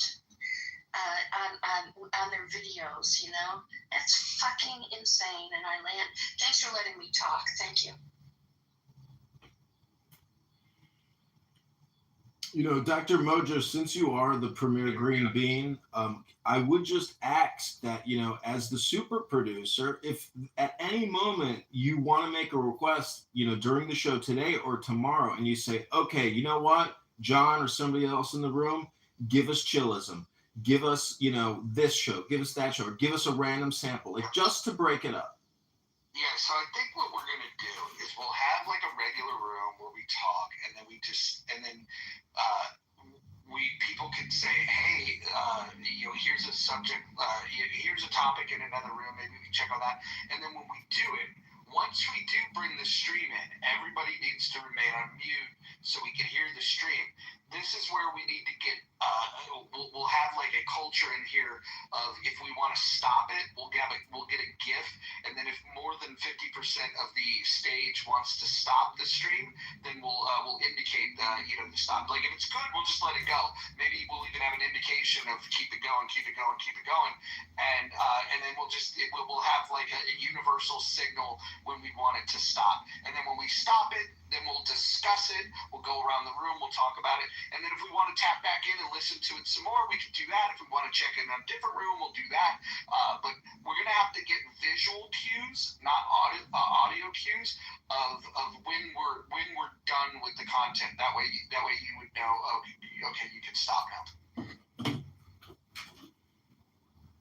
I think also putting a survey, you know, once we know the names of the shows that we're rebroadcasting, that we have a survey, you know, what's your favorite show out of the 4 selections that we've been sampling? That's a good idea. And then if we do tap into a debate, we'll definitely let people here decide who won their debate, and then we can give a feedback loop to them of like, hey, congratulations, you know, the people in the muff believe that so and so won the debate, and then it's be a nice little. It's almost like publishing a voter guide.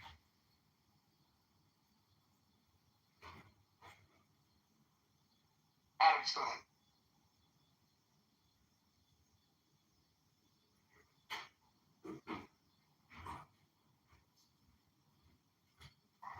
I'm sorry.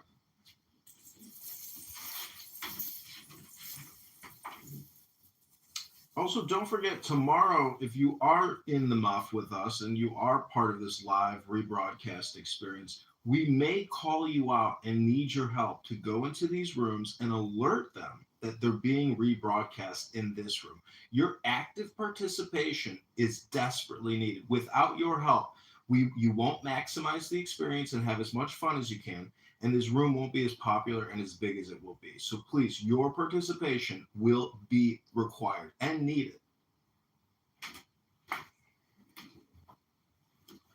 Yeah, I think this is going to be fun.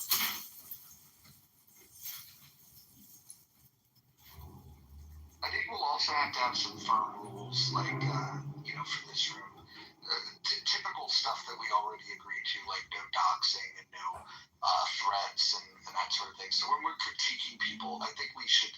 I almost feel like we should play the critique straight. Like, you know, the comedy is going to be what we stream, and then we can be the straight men and women, and we could critique it in an honest way, and then we can go back to the comedy that they provide to us. I don't think we need to add humor, a layer of humor over top of this, because the humor will be provided for us.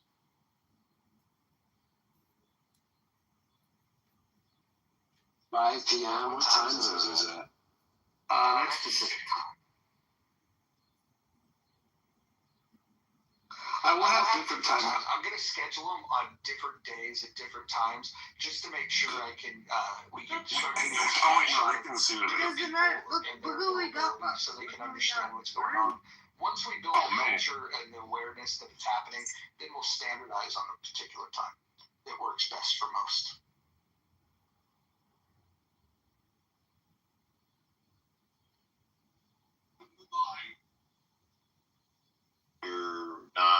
You're non-black, correct? No, No, she's not. I have a feeling we're going to find new favorite rooms. That's what I believe is going to happen. We're going to tap into a room, and it's going to be like, holy shit, where has this room been all our life? I think that's what's going to happen here. We're going to be scouring the app. I don't think that all science should be in public because we need everybody's help to do this. If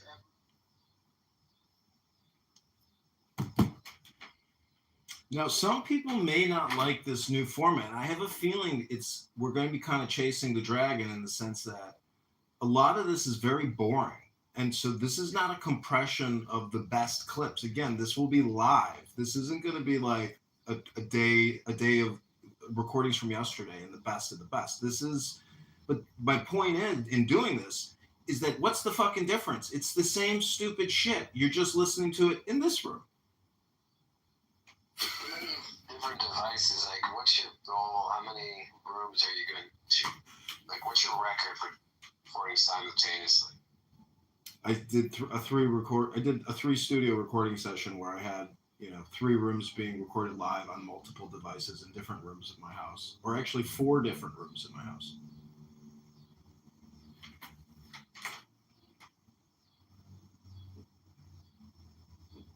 I think the White America rooms might provide some interesting content for us.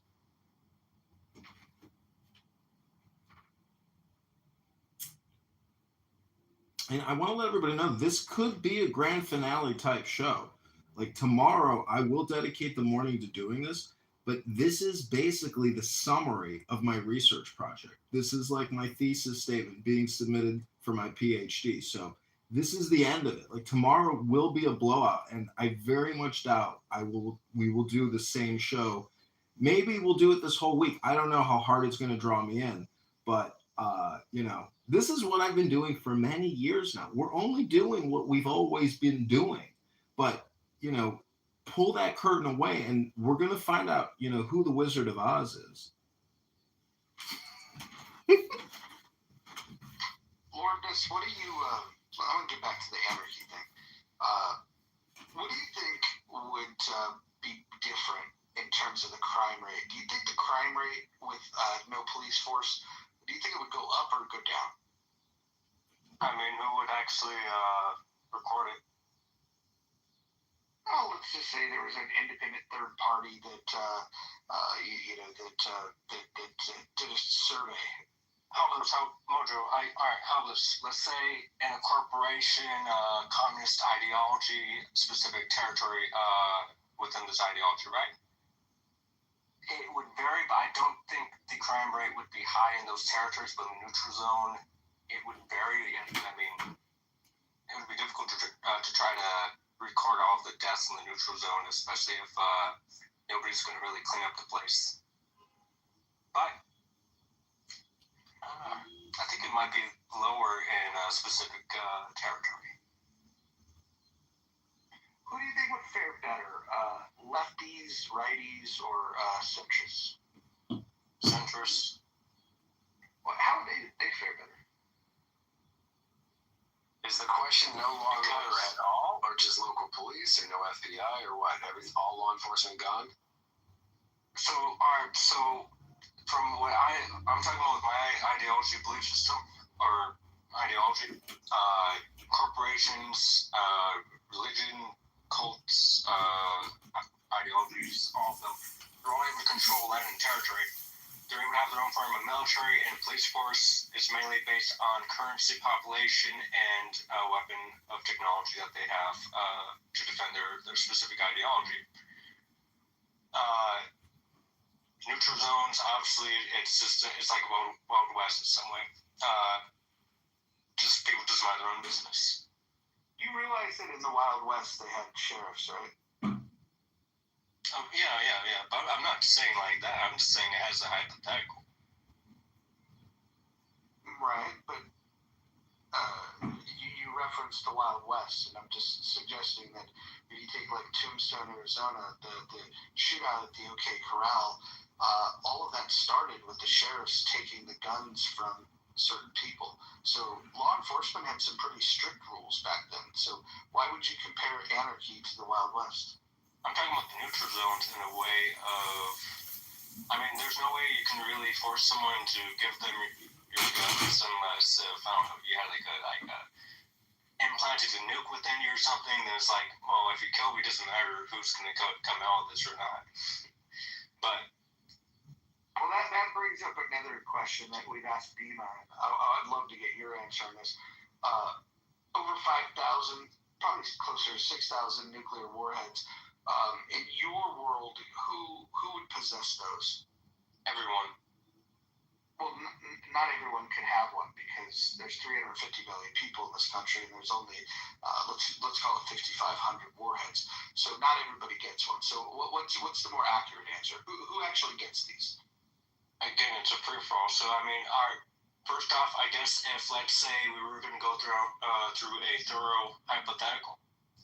In the beginning, people are going to be buying them. Some people are going to be selling them. But who has them to sell them? Because like right now they're like military. Oh, so the military will either keep them or sell them. Correct. And you think that's a good development? Yes. Corporations could also purchase the warheads too. So you're pro-nuclear proliferation? Yeah. Look, the type of ideology I'm speaking of, if you view it like Warhammer 40K mixed with Terminator, times 100. Anybody have any other questions for Lordness? Do you guys think that this sounds like an attractive place to live, where the military sells nuclear weapons to whoever they want? Sorry, just a question. Would Iran as well be one of the countries that can have nuclear weapons? What, Iran? Yes, Iran. I mean, look, my ideology isn't for the world, it's only for the U.S. But what if one of these military guys that's if they do, what if he wanted to sell it to somebody in Iran? Would that be okay? Look, it's their choice. If they do, they do.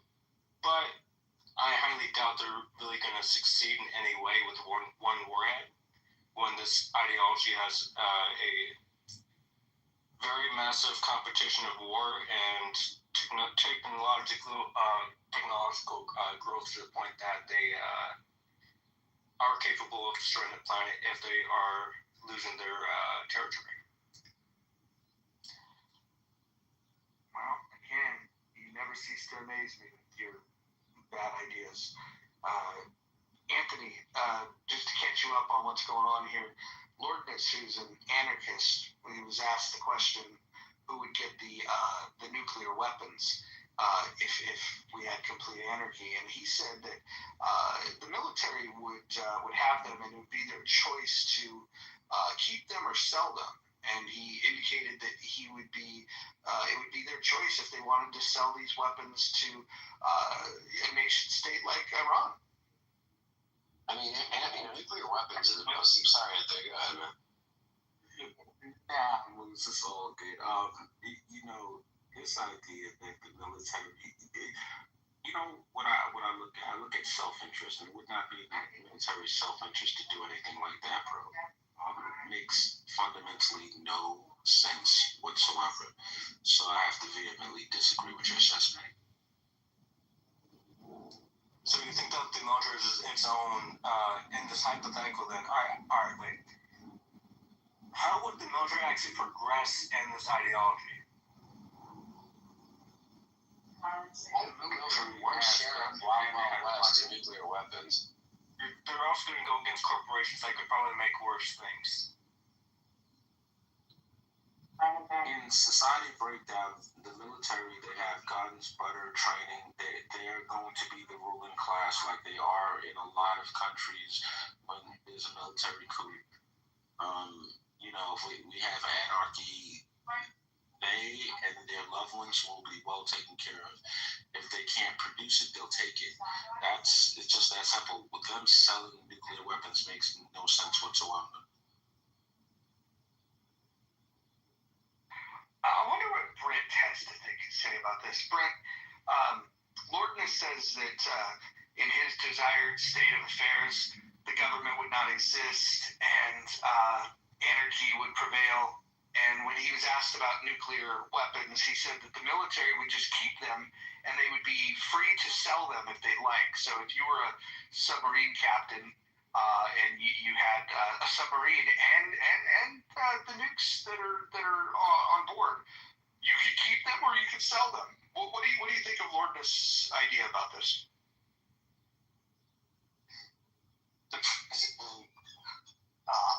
Well, I mean, taking it slightly more seriously and going back to the roots of anarchy and this kind of thought of elimination of the state, nuclear weapons are a great example of why you can never actually go towards political anarchy.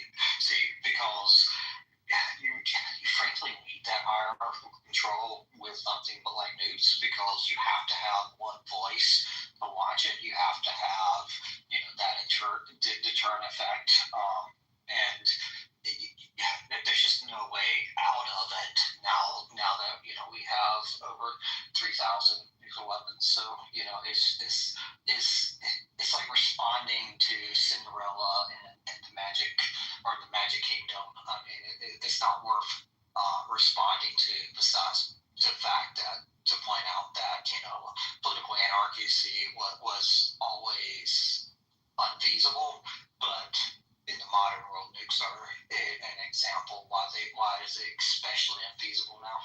So what if we got something that was a lot simpler, like old technology, like the railroad?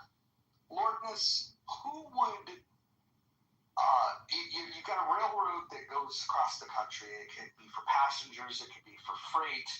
In an anarchy society, when you don't have the organization of these things, what would happen if the people, let's say in Montana, decided, hey, we're going to build a bowling alley here, right where the tracks were. We're going to take the tracks out, and they just completely destroyed the train system.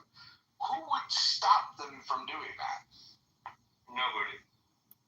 So you wouldn't be able to have a transportation method that crosses the country, such as roads or railroads.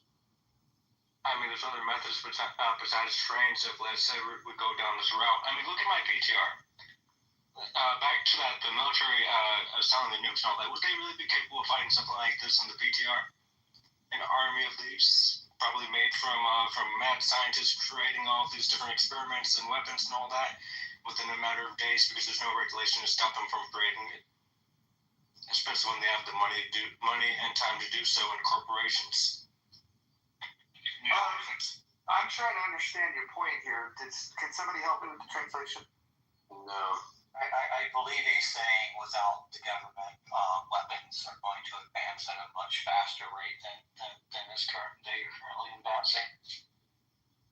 Not just weapons, technology, transportation, every form of thing will advance to the point that no other country around the world would not want to fuck with this country. No way. Because then, I mean, let's just say if the whole world united against this one country, with all these different ideologies and corporations and all that, I mean, it could go down to either the specific ideology winning that war, or if we're close to losing it, might as well destroy the whole planet. That doesn't sound like a good strategy to me, but let me ask you this. Who would coordinate the Navy? Because that's one of our big advantages when it comes to global supremacy and warfare. Who would control our Navy? It would vary in the ideology that has control of a massive Navy. That could answer my question. All right, then let's say Amazon, right? Let's say if Amazon was able to mass produce a Navy, a strong Navy. And what would you do? You'd transfer warehouse workers into soldiers? If they have to.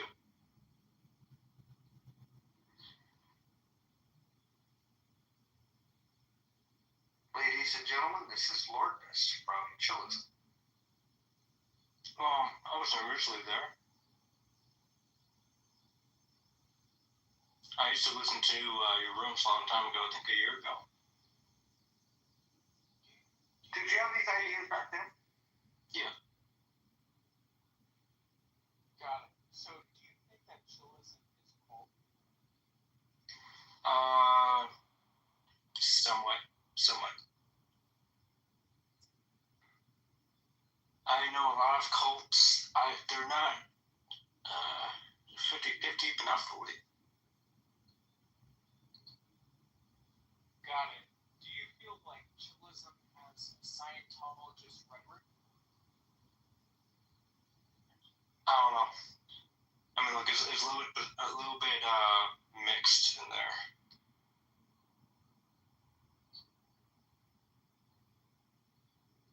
Got it. So you don't see like an undertone of Scientology? Not that I know of, or I can comprehend.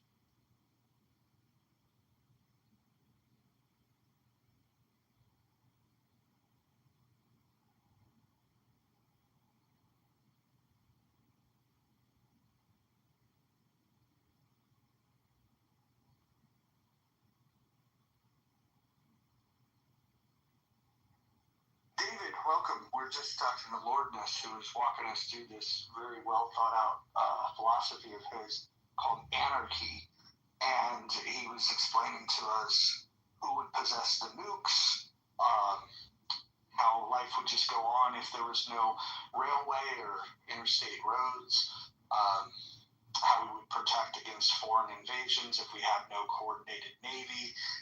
It's fascinating stuff, Dave.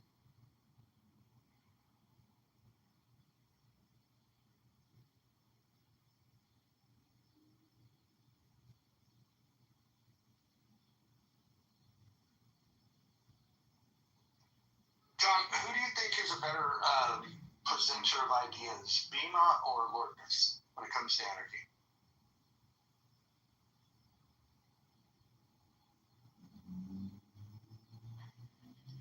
Anyone want to answer? Okay, the whole room's got silent. Perfect, amazing. Well, I've only been to chillism today. I haven't been there before. But I'm extremely fascinated by this character, Lordness, because I think, I mean, are you actually trolling? Tell me the truth. Oh, no, I'm not. I mean, I'm writing a story on this novel too, or on this ideology too, so I mean, either way. Are you completely mad? I mean, you can say whatever you want and make as much claims as you want, but it's just my belief system.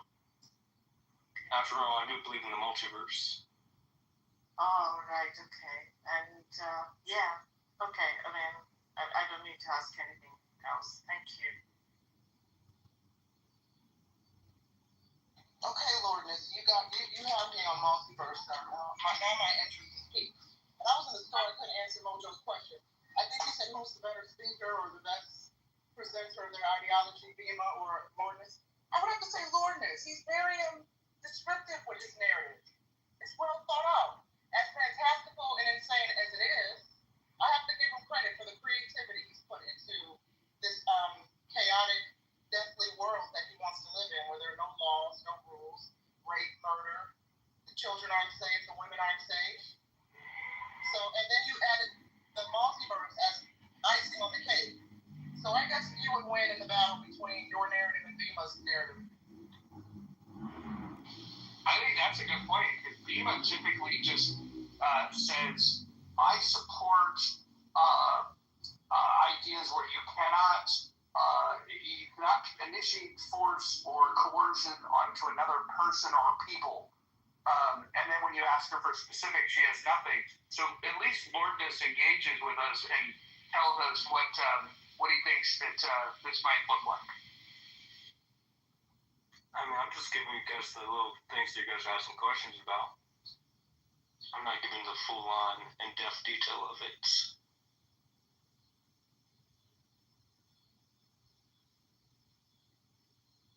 Who would make the rules? Now, alright, this is a little bit of a weird, iffy part. Think of it like the Illuminati. Think of it like the Illuminati, but a little bit more like its own military force that has the most advanced technology in every way to defend this ideology. Now, with laws and all that, I mean, it would vary on the territory, but mainly that military force of the Illuminati, hypothetical military force and all that, that would be the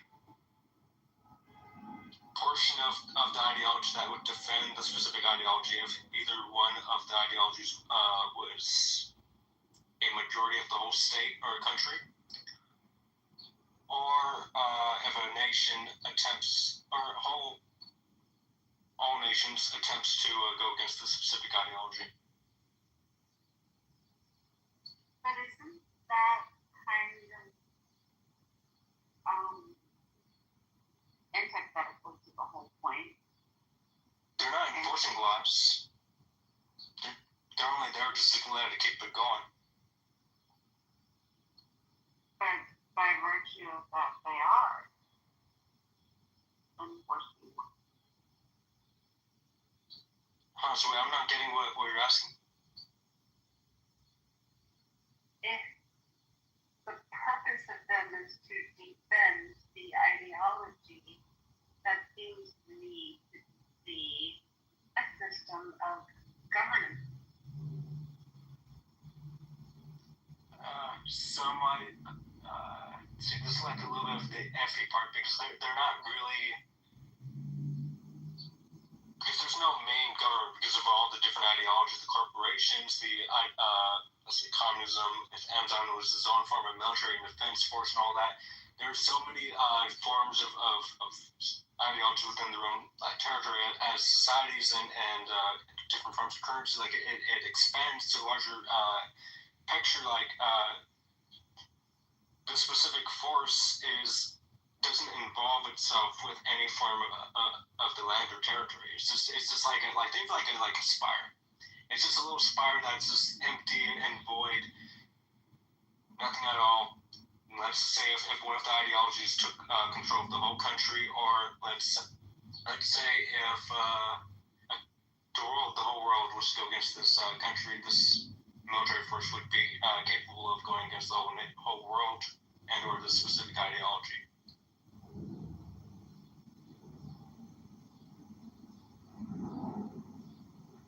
How does this military fund itself? I mean, mainly taken from the other ideologies through back deals. Ideologies have bank accounts?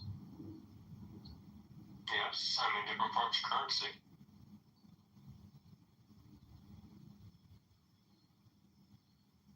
Sounds like taxes. I mean, some could have taxes, some wouldn't. Who would have the authority to collect taxes?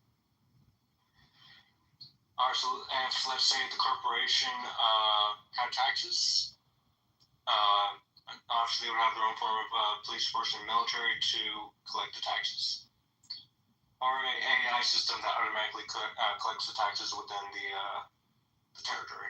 So, in our current state, we have a constitution and we have a legal basis to say that we're going to collect these taxes. What would be the basis that gives this company the authority? And what if a competing company comes along and says, no, give the taxes to us, we're better? What's to stop that? I mean, they'd have the right to do that. Yeah, I mean... So would you have to pay taxes to every corporation? Not everyone. No, not everyone. I mean, because they all vary. I mean, wherever you choose to live, it's good. I mean, you don't have to, but they might kick you out or force you to do work.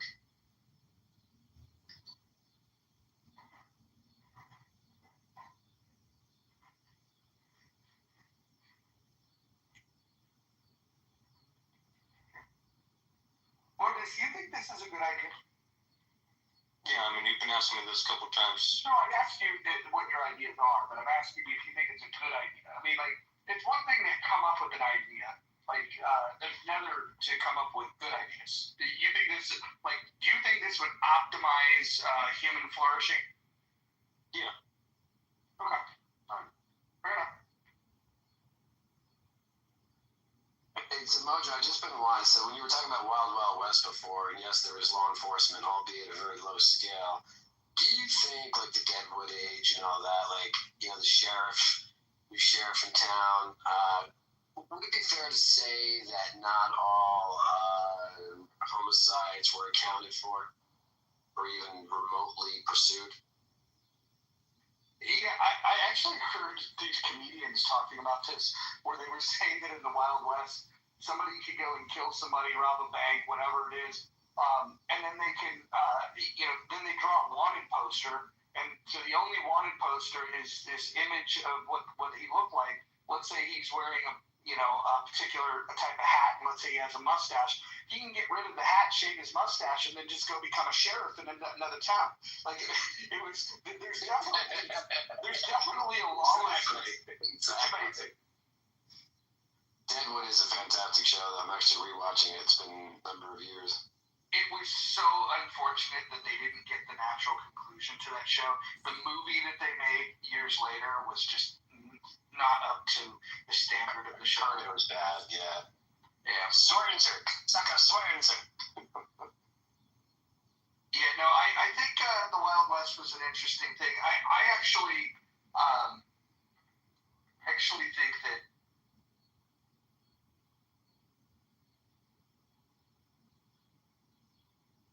Kiva, why do you gotta kick Mojo out like that? That's rude.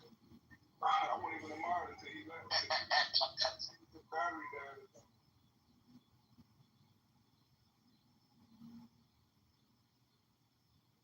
He probably got a dead battery. Does anyone have other questions, or no, just Roger asking the questions?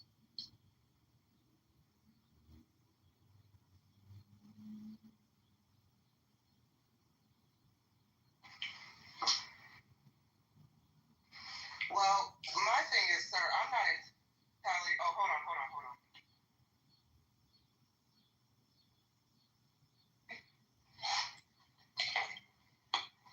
Lawrence, can you hear me? Yeah. Okay, I just want to make sure. I'll be honest, I'm not entirely convinced that you want to live in this world unless you live in a castle with a moat, a fortress of somehow, because I don't think you'll be able to. I mean, you would have to have a pretty solid some weaponry to protect you and yours, right? Because I don't think that you alone. You have to have an army of doctors to fend off the rabid personalities who would come and want to rape and pillage your property. So I don't know. Do you have what does your army of darkness look like, sir? Because you're definitely going to need one. And also, here's a really important question: are there zombies in this apocalyptic world where anarchy rules? Now, if a ideology does create zombies somehow, sure. But I highly doubt that's a possibility. If anything, it's all going to be cyborgs or clones or mutation creatures, some type of infection that could create biomass and all that. The cyborgs and clones, I forgot about them. So yeah, what if the cyborgs go rogue? Humans are no match to cyborgs, sir. Well, that's where you gotta improve yourself in any way possible to go against them. Improve yourself? Like more push-ups? No. I mean, like having cybernetics and all that. Going full blown, like just doing whatever it takes to improve yourself in any way.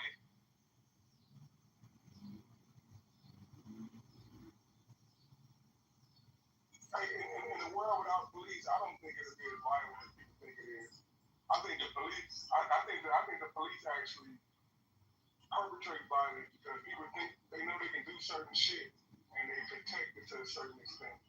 So like in a world without police, it'll be more respect than people think. You think police are worse than armies of darkness? Yeah, I mean, like, it's in the beginning, it's gonna be like the purge. It's in any form of ideology change is gonna be chaotic.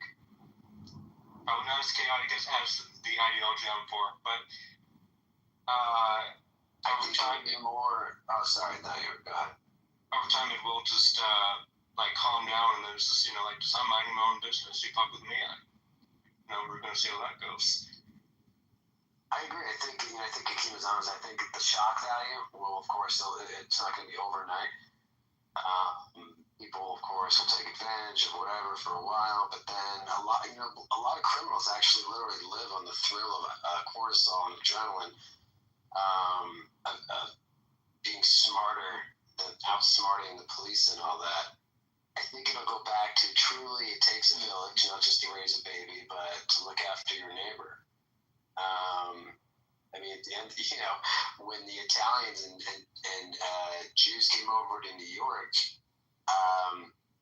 fun fact, the Jews and Irish started their organized syndicates in New York before the Italians. And the Italians all right, you don't want us, we'll create our own neighborhood. And of course, Hollywood took it from there.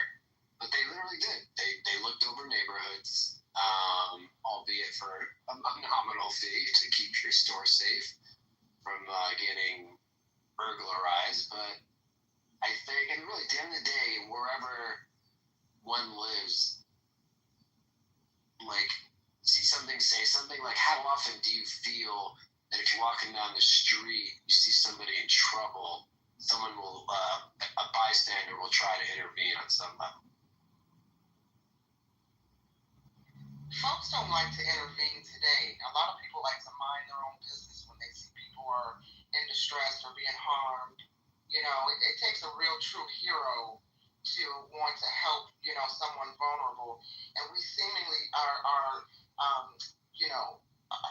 growing population of weaklings, beta male mentality, folks who just want to mind their own business, look the other way. They don't want to get involved because they think if they get involved, they're putting themselves in harm's way. So I don't know. In Lordness is unless they want to film it, they'll film it before they get involved. You read my mind, David. Exactly. That's it. That's their way of them getting involved. But the thing is that you don't have to be the hero. You don't have to jump in and physically put yourself in danger or make yourself vulnerable. There's actually courses. It's like nonviolent bystander interference or something. Where literally on the average, if you're across the street and you just start yelling like, "Hey, what the hell are you doing over there?" 9 out of 10 times, the attacker will run off like a scared rabbit. You don't have to run over there to be the hero and beat somebody up. In fact, the only time I've ever been jumped in my life, late at night, walking the streets, coming out of a bar, these guys jumped me. They didn't want my money because they threw a bottle at me. They were just coming out of some strip club, and I was like, "What the fuck?" And one of them, jumps out of the car, runs over to me, and I'm like, whoa, dude, like, I'm not looking for, before he got the sentence out, he knocks me to the ground, and some random dude happened to be across the street. He's like, "Hey, you okay over there? What the hell's going on?" And sure enough, the rat ran away. Well, but I think in Lordness's world, if you say, "Hey, what are you doing over there?" you might get popped in the damn head, right? So I don't know. I'm not sold, but yet I don't want to live in this world that Lordness is painting, because I just think, criminals know that there are now, in real life, criminals know that there are real life consequences to their criminality. If there's no judges, jury, and executioners, I think folks will run rabid.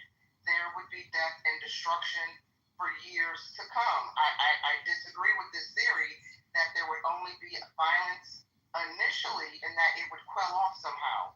I don't know. The modern day human is insanity.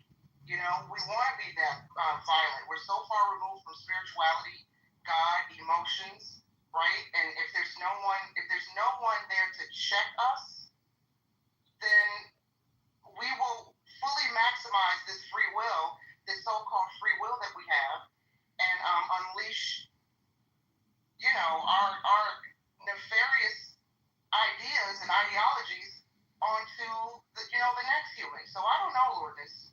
The reason why, what I think, right, like I said, there's no one to check you. Like it will be at that point. Like people will check each other. Right now, criminals have an advantage.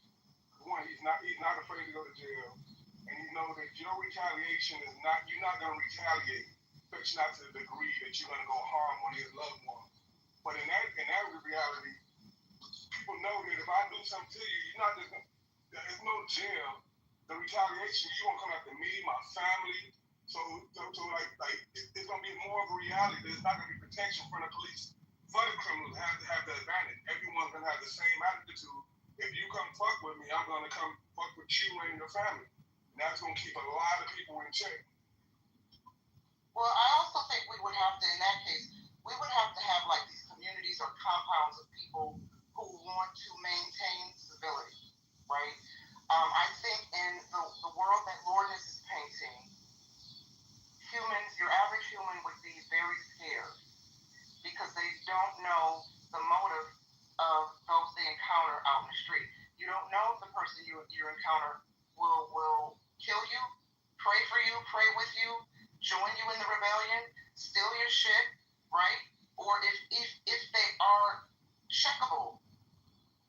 So I think in this world that Lourdes is painting, you would have to, I always like to say your vibe attracts your tribe. If you are the type of person that needs law and order and you want to live a very peaceful, soft kind of life, free from murder, robbery, chaos, etc., you would have to find like-minded people and build communities with them, a gated community, a fortress around this community so that the weirdos and the killers don't penetrate, right? Because I don't think that this will be a harmonious society that you guys seem to think it will be. I mean, have we not seen? Have we not watched science fiction films? Has the Walking Dead not taught us anything about what it would be like in a world full of where there's no law, there's no governance? Maybe I've just watched too many sci-fi films and zombie films and post-apocalyptic films and anarchy films and The Purge, etc., etc. It sounds like an utter nightmare, this world that Lourdes has crafted in his mind. Hakima, you would want to live in such a society? I mean, we live in one right now where a certain group of people can do what they want to do to other people. I'm not talking about racially. I'm talking about probably government. They can do whatever they want to do right now. There is anarchy right now. That we're not. Plato has some interesting thoughts on that, on essentially every man does what's right. But like even like a show like Walking Dead, most people was trying to do the right thing. Most people was creating community. You had a few bad apples, but they ran through every now and then. But most people was trying to. Everybody was not just savage. Before serendipity goes, I was going to say, fun fact, sounds like you're a Walking Dead fan. They did a voiceover for one of the characters for the video game. Unfortunately, my character got killed off early, but it was fun. Oh, right on. Moose, how much has AI destroyed voiceover work? Not as much as you think, Mojo. Not as much as you think. I know that was actually one of the, as Nye knows pretty well, like the huge actors writer strike. Was that last year? I think it was 2 years ago. God, was that 2 years? Good Lord. Big part of the writing part was, and actually actors too, like having their images like an avatar, replicated by AI. But the bigger threat was not eliminating AI for writers, but limiting the use of AI in TV and movie writing. But let's keep it real. Some of the shows that are out there, you're like, AI might be better. Maybe it was last year, Moose, the strike. I really don't remember now. So, Moose, it would be a hilarious development. So this app, they partner with somebody to basically, they can take your voice and license it however they wish. Wouldn't it be crazy if something went super, just exploded, maybe like a Pixar film where they took voices from Clubhouse? What if your voice became the star of a major hit without your consent? A major hit like John, Street Meet, Multiple Channel. Like I don't equate major hit with Clubhouse, but do you mean like I mean that Paul is partnered with an AI company to give them the voices. Paul can, with this company, they can license our voices to do anything. They can repurpose it in any way they wish. It's part of the terms of service. I don't think I see enough on here to even get noticed from Paul or those guys. This is why they wanted the voice chat stuff, the voicemails, so they could isolate and make sure they had a fingerprint so they could know exactly whose voice was whose.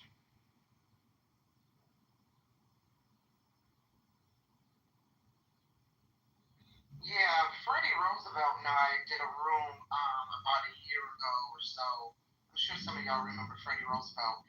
And we talked about just that, using our voice and likeness on this app, because Freddie, when he was really active on this app, I had noted, Freddie, you have very specific lingo and slang, and he was commenting on how he would dip in and out of rooms, primarily white rooms, hosted by people who he never saw in his spaces, or at the very least, he didn't know that they frequented his spaces, and he would go in their rooms and hear them repeating his slangs and his slogans, but at the same time giving him credit.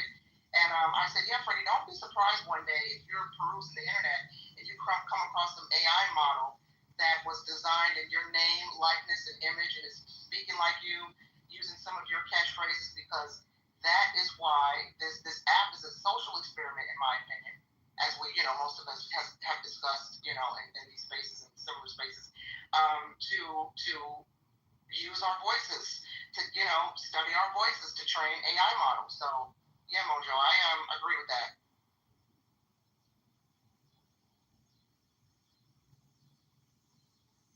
Where did you guys fall on the writer's strike? Oh boy, go ahead. I'm a weirdo. I feel there should be no AI at all in creative writing. I think it's okay for reporting. I don't know if you guys noticed, but when you go to your streams, your news streams, whatever, on your phones or laptops, it'll say story by, and it'll put someone's name. But if you I've just been noticing far more grammatical errors in these stories. I think less and less of them are actually really being written by humans. I think they're just giving AI ChatGPT notes of the story and take it from there. So this is my take on the whole writer's strike thing, is that if you're not a better writer than artificial intelligence, then you don't get the job. If I were looking for a story, if I wanted a screenplay to make a film out of, if you're a screenwriter and you can't write a better screenplay than AI, I think AI should take your job. And it should. In fact, I think it would be immoral to give the nod to the human if AI wrote the better story. Currently, we don't have that problem, despite how bad some of the writing is today. I think we're at an all-time low in terms of the writing of screenplay. Well, actually, I take that back. I think that there's great writers out there. In fact, I know there's great writers out there that just can't find the funding to do their projects. But if you can't sell the idea, and if the folks that are going to put the money behind the movie don't believe it's going to sell, they could be guilty of being wrong, but you need their money, and so you need to do a better job of selling that. And so I just think that because money is it's show business. It's a business. They want to make money. And as long as they're going to do that, I think this trend of going for existing IP where you have a built-in audience is going to continue. And the only way I see writers cracking into that would be through fan fiction, because you're going to see people continuing to go after existing IP. It's a vicious cycle, but it is what it is. Yeah, I tested this theory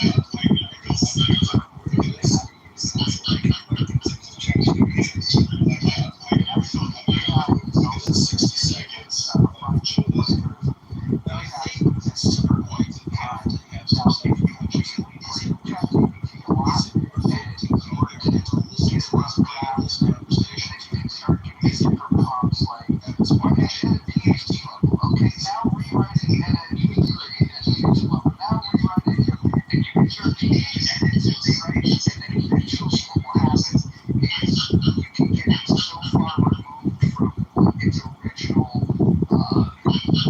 AI instincts were, and you can even give it examples in the voice of, write it the way Andrew Dice Clay would write it, write it the way that Shakespeare would write it. And when you start doing that and playing with it, I think you probably deceive some of these players things.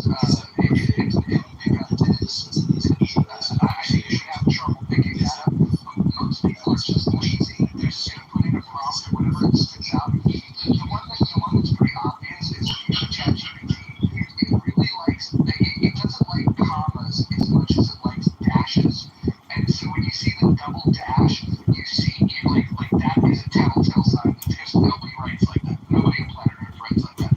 It's almost like they bake that in. It's like a first line of defense to be able to see if somebody used ChatGPT or not.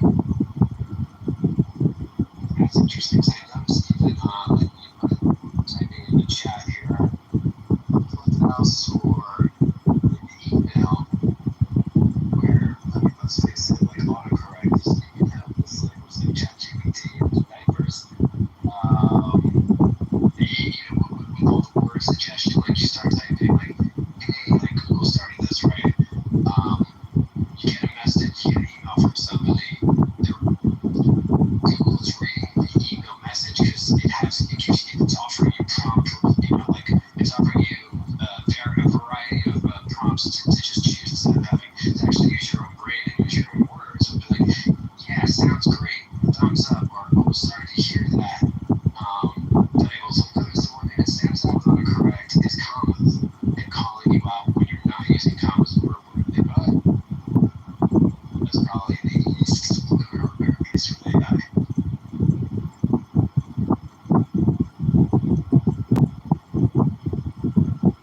Yes, so one of the outlets that I write for, we have a problem with AI. There's nothing we can do about it. My IT team has told us, and my lawyer for the company has said there's nothing we can do. There is some sort of AI system being used by a company, and I think they trace it to Russia or Ukraine, I'm not sure, Poland, where they're copying all of my articles, and I'm sure probably some other writers from this outlet are copying all of my articles and republishing them on their own website as if they're writing it as if I write for them.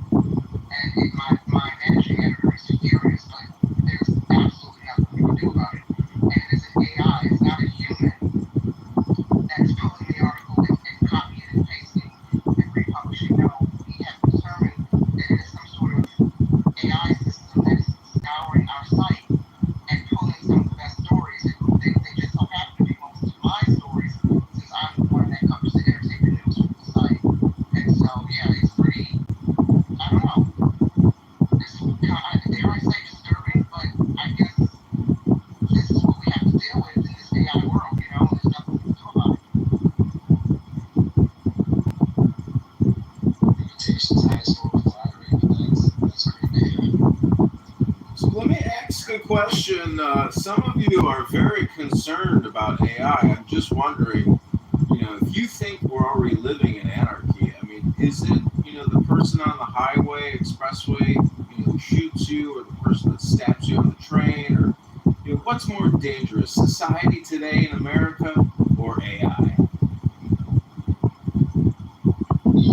I think AI could be. I mean, AI as it stands right now is not dangerous, with the exception of some of these deep fakes, because it's getting hard to discern what's real and what's not real, especially if these deep fakes are used to damage someone's reputation or image. But I would like to think that the population is aware, especially if you're on